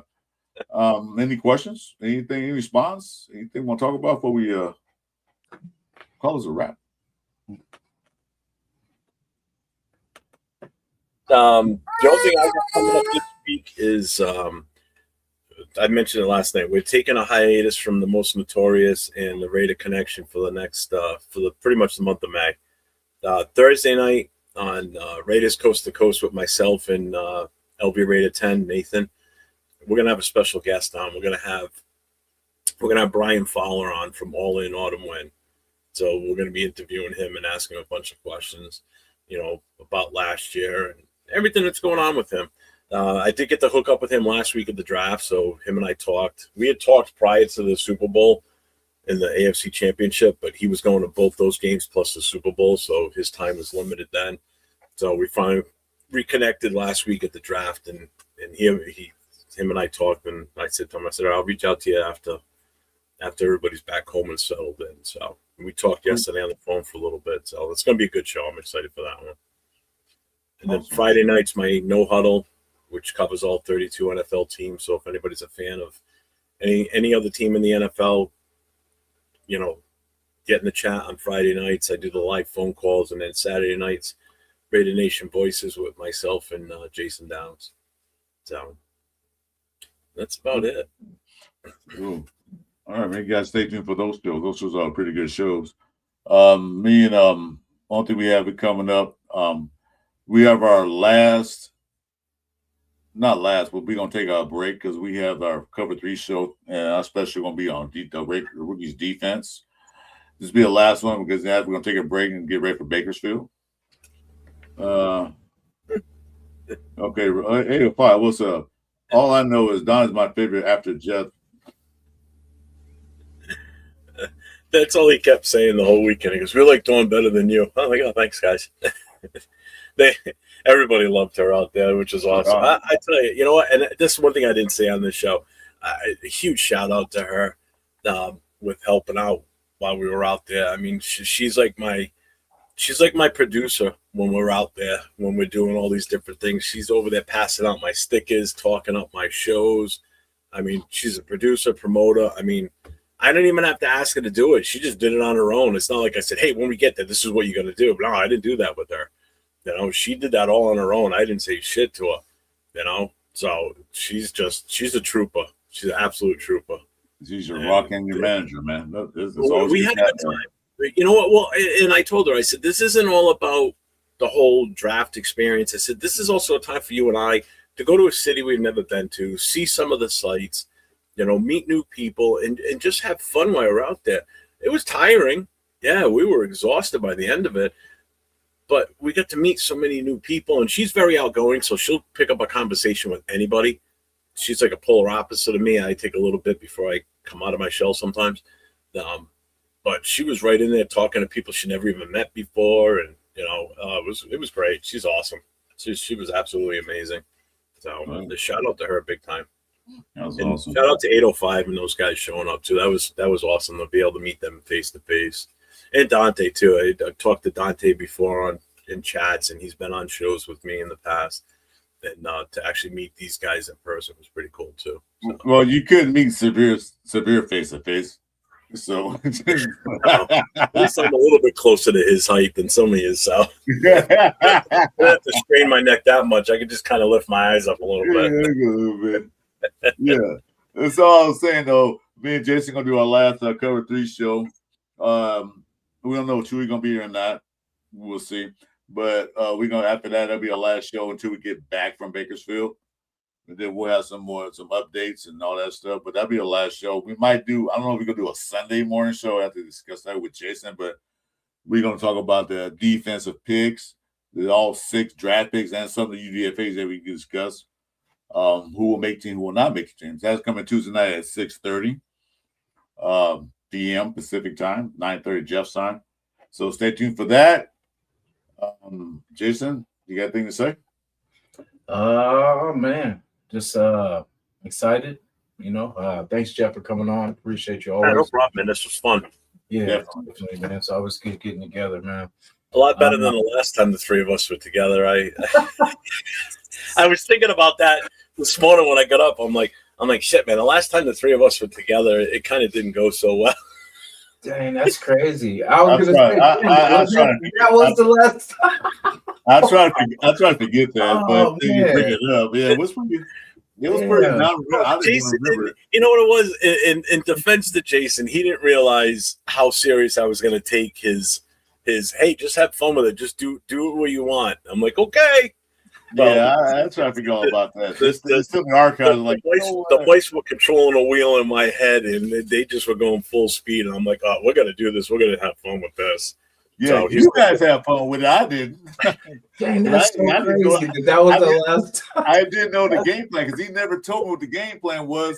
That was the best part. I'm like, what the hell's going on here? That was the best part because I'm looking at the vertical on the side. All I can remember is when I would ask the question, I'm like, "Oh, we're gonna go start at the top," and then Chris would be at the bottom, and he'd flip himself to the top, and I'm like, "You know what, Jason? Why don't you answer that first?" And then he'd be like, "Oh, we'll start with Jason, right?" Every time I would ask that question, we're gonna start with Jason, right? Of course. Only thing Jason told me, hey, we're gonna do a thing with Jeff stuff. Okay, cool. But he told you the game plan, gave you all the script. I had no script. I was out the cold, like what the hell? Oh, he gave me the script, but I went way off script. Yeah, I was gonna say actually, it kind of went. I didn't even get the script. I didn't even get the premises of the whole show. I know what we were doing, but I didn't know how. Like what the? Yeah. Yeah, kicking man while he was down. That was probably one of the more fun shows I've done, but yet. You had fun with it. You and Jason had I felt horrible after that, though, because you and I didn't talk for like a week and a half. No, I didn't talk to you. You called me. Yeah, you didn't even reach out to me for like a week and a half. I'm like, I'll just let him go. When he's ready, he'll get back to me. That was, I think, the longest time stretch that we went without talking to you. It's so pissed. Like, you guys Look at us now, huh?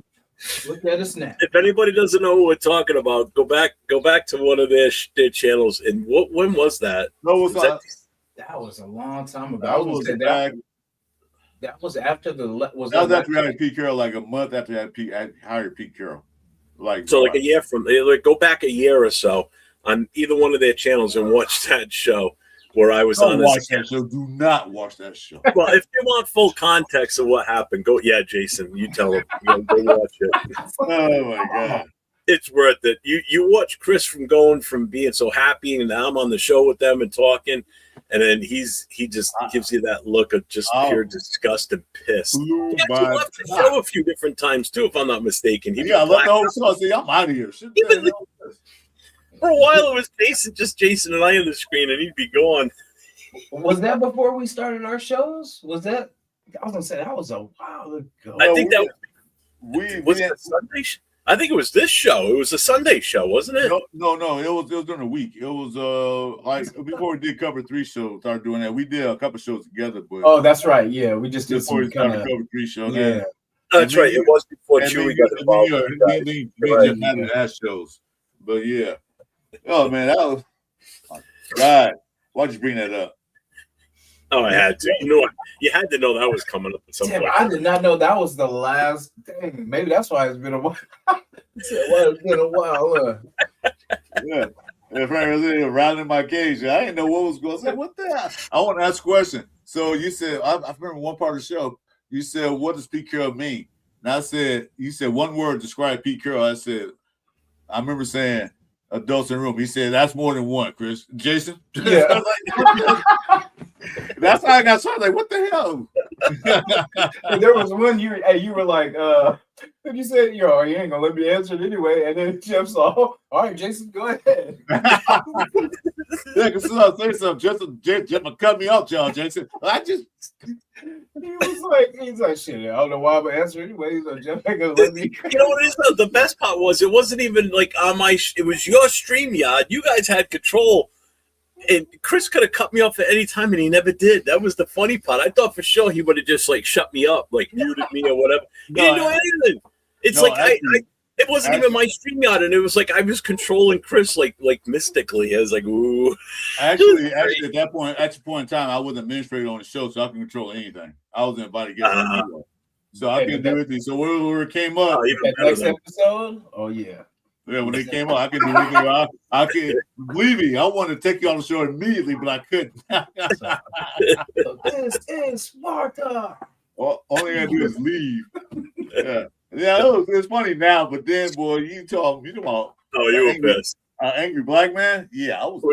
We had when he finally was ready to talk, we had like a serious like brotherly love type conversation. Yeah. And I felt horrible. As soon as it was over, I felt horrible. I'm like, man, I didn't think he was going to take it that hard. I think Jason was just kind of like in the middle, like, what the hell is going on? But he was kind of going along with it for a while, and then it kind of got to the point where it was like, all right, I got to stop. Yeah. I mean, you even had a friend of yours reach out to you and say, what the fuck was my problem? Like, who was that asshole on with you guys? Yeah. If I knew it was gonna do it like that, I would play along too. But I didn't know what, because he said, let's have an interview like, you just. I said, cool. Yeah. But then if I knew it was gonna go that far, I would play along. But Jeff took it to. It was almost like a hit job. Like, what the? I'm trying to start on YouTube, and you hit me up. Like, why am I getting a hit job? You're like I'm part of this. Now you know better than to let me have free reign on a show like that, because I'm coming guns a-blazing for fun. Hey, we made great content that day. Knock it off. If you would have cut up some great shots from that, that's for sure. Chris in a meltdown. Meltdown, shoot. I went totally nuclear, man. You talking meltdown? I wish Chris had caught mine on video of me, but I'm so glad I didn't go live on day 2, because my plan was to go live on day 2. And boy, I would have looked like an ass. On Friday? Yeah, that Friday where we talked. Dude, man, you know what? Hold on, man. I'm gonna show you something right now. I'm not gonna show you the actual text, but I'm gonna show a screenshot of all with Jason, like just literally like. Yeah. And in fact, read the text. I was gonna say it's that's exactly the build up to how I was feeling. Okay, you know what? All right, I'll tell you what. I think I can bring him on the screen. Hold on, man. I'm gonna show you what Jason did. Let's see. Hold on, man. Let's see here. Hurry up! I got pee. Go ahead, man. You can tell him come back in. I don't want him. Fine. All right. Oh, I don't know if I can bring him up now. Let's see. Yeah, he had a total meltdown. You talking about meltdown? Let's see here. I start getting emotional. No. Emotional, dude. I thought, because I said on phone, said, dude, you need a hug? No, No, I can't. I don't want to bring it up. Anyway. Oh. Yeah, I think like the all the people that went by, that was what got me. Like all the people that I wanted, and then we just other teams were getting them. That just on top of us not getting, it just was like, what the hell are we doing? Do we want a replay of last year, or what are we, But looking at it now, it looks a lot better than it did day two. Oh, you know what? That's why I can't find it. You was on a group chat. I'm in your chat. Oh yeah, we was in that group. That's right. That's why I couldn't find it. Well, I remember because we were all talking about like, damn, this draft is like, it's slow. It's not really. There you go. And then we went nuclear. Let's see. 2 wins max. That's if that. So we want to just do the same thing as last year. I'm like, I'm not going through this again. I'm not going through all this losing again, man. Let's sit through all these losses just to do this thing again this year. Mm-hmm. Yeah, he was like, yeah, okay. So I'll be a Bay Area Panthers fan then. I just cut off. I noticed why a lot of the Raider fans, like the OG Raider fans, they don't watch football no more. They're I don't watch the NFL no more. But I don't know. It's always the older like Raider fans. They're like, yeah, I don't really pay attention to football. I want to bring it up. I had to reprogram my phone. Oh, okay. Yeah, sorry. Yeah, basically, But anyway, he had a serious meltdown. Yeah. Serious meltdown. He said, in words, not moving the needle. What the hell are we doing? This is Friday, the picks. Yeah. He just went and it was nonstop. It was like each text was like 100 words or better. Each text was like, dude, are you okay? I'm like, why the hell we need an edge rusher? We got hella edge rushers. I'm like, we need PTs, we need wide receivers, we need DBs. Like, why are we picking up? And then the Zoom. Like I said, I like Zoom as a player. I picked him too on a couple mocks too. I like him as a player. It was just we passed. It was who we passed up. I like the dude. It was from Arizona, Ikenor, because like how you say with Zoom. Ichenor. Yeah, that's who I wanted, bro. Because he's nasty. Like after the play, like he's that play after the whistle type. You know what I mean? Where he's still going. You know what I mean? And I think that's what it was when you have your heart set on certain players and then you don't get them. It just like McDonald. Yeah. That and then just seeing everybody get better, and then I'm like, what are we doing? Yeah. Jason says this. He said, not moving the needle like the S pick, but we missed out on McDonald, Ponds, OTs, DTs, both not loving this draft because it feels like we're taking the leftovers. That's what he said to me.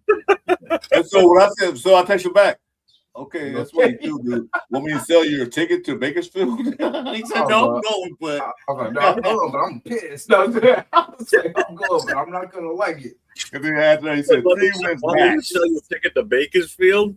Yeah, because he's like, because we're going to Bakersfield. He's like, are you? He's like, you don't want to go now? I'm like, no, I'm still going. You said 3 wins max, and he was going crazy. I had to call him literally because I can keep on this damn text. Like, I can't type that fast. I was like, I was like, how does this help Mendoza? How does this help? You know what I mean? How does this help the team now? Like, if we're getting pieces to back up other pieces, I'm like, we should be getting players that are starters in these first 4 picks. Like, he said need Dunker to help Mendoza or Cousins. I mean, it was just that one got me too because Dunker was there too, and I was like, oh, I like Dunker. But see, I like the Kuhn, the Zoom Kuhn. The Zoom pick better. That was a good pick. Yeah. Than Dunker, to be honest with you, because Dunker is one-dimensional. Yeah, Dunker is more just a pure guard. Maybe could play a little bit of tackle, possibly, but Zune has already proven that he can play all 5 spots. So I think for the value of where we got him and what he can possibly do, I think that was a no-brainer, 100%. Yeah, it makes sense. Like as day 3 unraveled, because day 3 we got all our wishes. It was like it was just backwards because we were thinking in those first couple rounds it would end up getting those top needs, and then we start going backwards. But then it's crazy because we hit everything. And what we thought we were going to get in the second round, we got this last pick with the DT. Goodness, why can't I think of his name right now? Cleveland. Yeah, we got him, and he, they're saying not too bad of a pick, for what it was. So I mean, but the Laki Tasi. So I see now why we didn't. Why they were able to trade, because other people wanted Houston. You know what I mean? Houston wanted to be gone. So there you go. Here's a text. So, oh damn. So he said, we need Duncan and Mendoza. I said, so I can sell your ticket to Bakersfield. I'm going, not just happy with the picks. Hey, it was going crazy. Red Nation tripping right now. They said Spytech is overrated. I mean, he was just going crazy. Stop. And then when Slaughter went to the Chargers, I was like, oh my God, there goes, because he could have been he was one of those multi-players too, like guard, tackle, center. Jacoby Lane. Yeah, Jacoby Lane gone too. Yeah, I was hot. It was like back to Chris said no fake. I was like, man, you must not know how last year went. I'm like, we gonna have the same damn team pretty much. Yeah, I'm not feeling day 2. I agree. I'm like, geez, guys, calm down. Really, guys? Trust the process. I'm like, come on. Yeah, we had no faith. It was PTSD, to be honest. It was PTSD from these prior drafts, and it was just like, oh, they're doing the same shit too. Like, but nah. Jack say, Red Jasin love us. Your favorite tickets. I've been looking forward to this all year, man. We gone. Yeah. The Steelers got 2 stops. See, Max, that's who I wanted, was Max, man. That dude's a beast, bro. That's the Steelers got a good one right there. And they got Dunker too for the side of them. Yeah, that's gonna be crazy. Yeah, so it was like as soon as I text him back and someone phone like, what now? Like, Jesus Christ, man. I was like, this is bullshit. You see all this?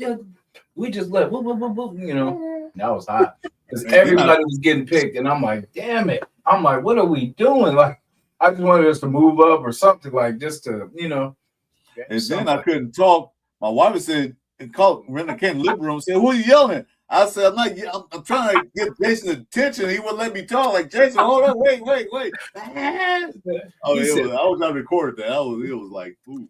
Chris said, he said, oh, you got to be patient. I'm like, Chris, I know what a good draft looks like. You know what I'm saying? This is not it. This is not it. I'm like, we got Mendoza, and that's it. We got the safety. That's cool. We needed a safety. But I'm like, what are we doing getting depth pieces at our 3rd and 4th?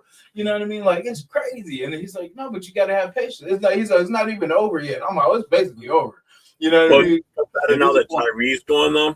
And it's a point right here in the chat. That alone would have made a successful draft. That we traded him away and got a trade pick for him. And it's a point of text. I was telling you about what happened. He said, oh, shit, we got an edge. I said, get defensive depth. And then I said, well, that means Wilson's out. Right in the text. He said, but he wasn't listening. Yeah, I was set. Boy, I was set. I told him too. I was like, "There's nothing you can say to convince me otherwise." He did. And then he was right. He was dead on it. I said Wilson's out, and I said in the text, he's like, it was funny. I wish I recorded the conversation because that was even worse. Yeah, that was even worse. You're like, Jesus, do calm down, trust the process. You say trust the process. It's in our song, trust the process. Yeah. Jesus Christ. If we go to the playoff, that would be good tape to play. You like, hey, Jason, remember this? And you said we weren't gonna do this. Yeah.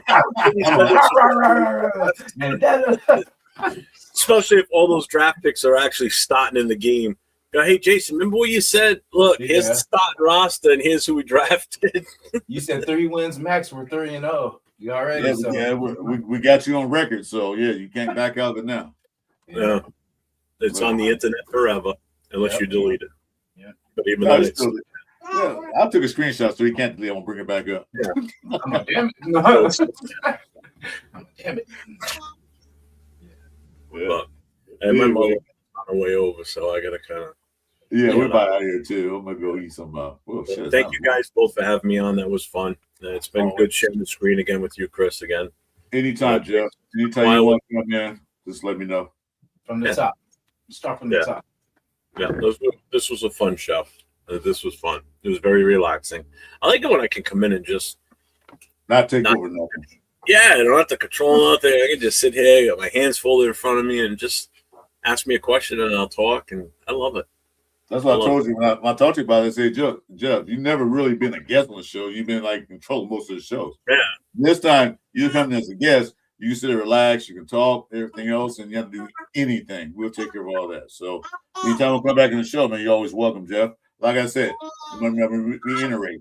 If you guys saw the beginning, go back and watch the very beginning of the show, and me and Jeff talk about what's going on. So yeah, there's no beef. No, it's good. No, you know. Closest to a beef we had on that show we just talked about a few minutes ago. So yeah. Only beef I got around Jeff to bring over that damn history of me. You guys put it together like I still have to get that. That is crazy, dude. I'm like, damn, we gotta get together a little. If there was a beef, that's the only time it happened for that one show. Other than that, everything was fine. If you guys want to get to the beef, watch from the beginning. Rewatch. Oh yeah. Watch how the show goes from here to just go woo. Meaning Chris's demeanor, not the show itself. The show stayed pretty solid all the way through. Just watch Chris go from up here like so happy and excited that we're doing the show together, and then as the show goes on, Chris's momentum goes like this, blacks out and closes out a couple of times, comes back in, and then he's like, "Oh, yeah, you got it, totally worth watching."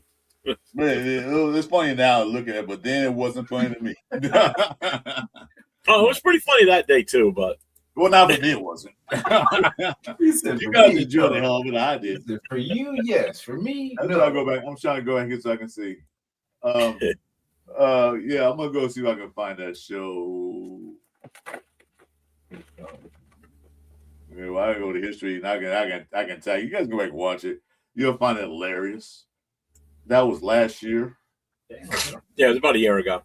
Yeah. Let's see. Let's see if I can find. I feel like, you know what? I think it's the press conference show. I think we. It is. It was press conference. We literally have the us as the press conference. It was a press conference. Yeah. Watch it be a year exactly. I think was it after Baker? No, I think it was after Bakersfield, if I'm not mistaken. Or no? I think it was before. Oh, okay. Any blunt Well, to go? all right, I got to get out of here. Just everybody that hasn't subscribed or ring that bell or thumb up. Make sure you guys get over to both these guys' channels, Raider Nation Jasin and Chris 4 Raiders. Chris is this close to getting to that next goal. We're going to get him to that 500. So I appreciate everybody that was on my channel too, but I got to go. That's it, Jeff. Thanks for coming, brother. Much love to you, bro. Enjoy breakfast too, Jeff. Have me on. I appreciate it. That was fun. Good show. Thank you, brother. Later, guys. Raiders. All right. So I'm trying to find the link to that show. Put in the link. You guys go ahead and watch it. They had a good time, but I didn't. Okay, give me 1 second before we get out of here.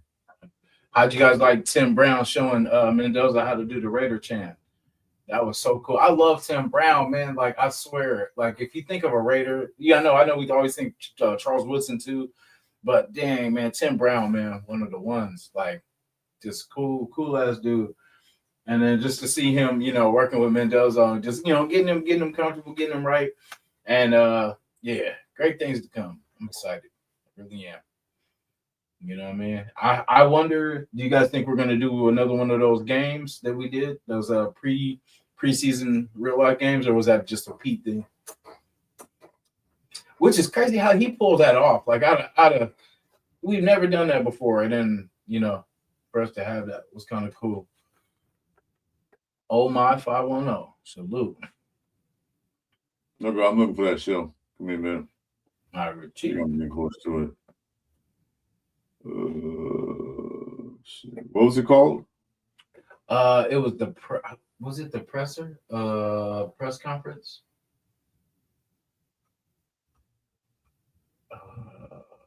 It's a picture of me and you on the stage, sitting there with the Raider tees, like the presser. Let me see. I can check.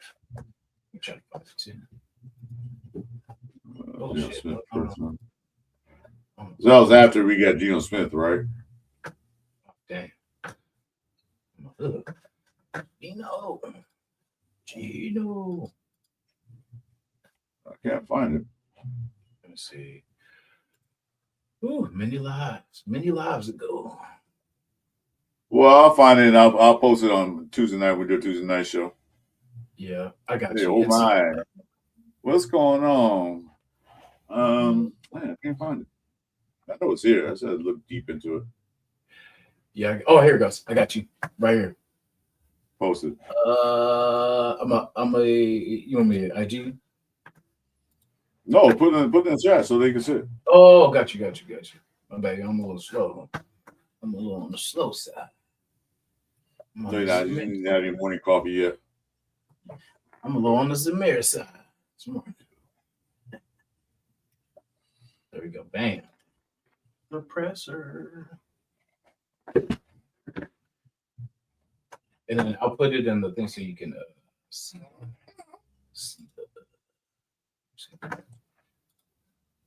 Is that it? Yep. Anybody, you guys take that link down and copy it. That's a show that Jeff and Jason was talking about. That I had my total meltdown. Literally had a meltdown. You go back and watch that show. It was funny to them, but was not funny to me because I didn't know what was going on. I just couldn't deal with it. But yeah, you can copy that link, go to YouTube and watch it. I watch it now. It's funny, but then it wasn't. But you guys get a kick out of it. That's last time me, Jeff, and Jason was on the same show together. So go ahead and enjoy that while you can, because I'm gonna make sure it gets banned permanently from YouTube. He's there. Watch it now before it's gone. Yeah, before it's out of here. Yeah. Anyway, we're gonna get out of here. Stay tuned for Tuesday night. Me, Renee, Jason. Like I said, we waiting on Chewy. Chewy has some things going on. We can't discuss that over the air because that's his personal business. We might have a special guest. So if anybody wants to come in the show, either hit me up on IG or IG and let me know you can be a special guest on the show because we have 3 people on the show. Just let me know. All right. I am Chris for Raiders. That's Amara. And the other guy the guy behind him is Raider Nation Jason. Thanks for joining us. Special thanks to my boy Raider Jeff. 401 Raider Jeff. Thanks for coming in and sharing his experience with the draft. And until then, guys, we'll see you Tuesday. Like we always say, what do we say, Jason?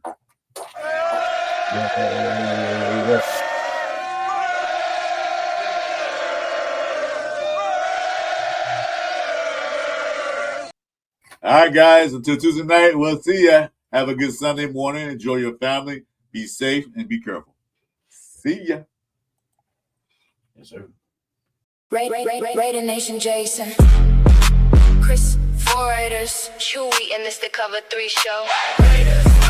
Raider Nation Jason. Chris, 4 Raiders. Chewy, and this the Cover 3 show.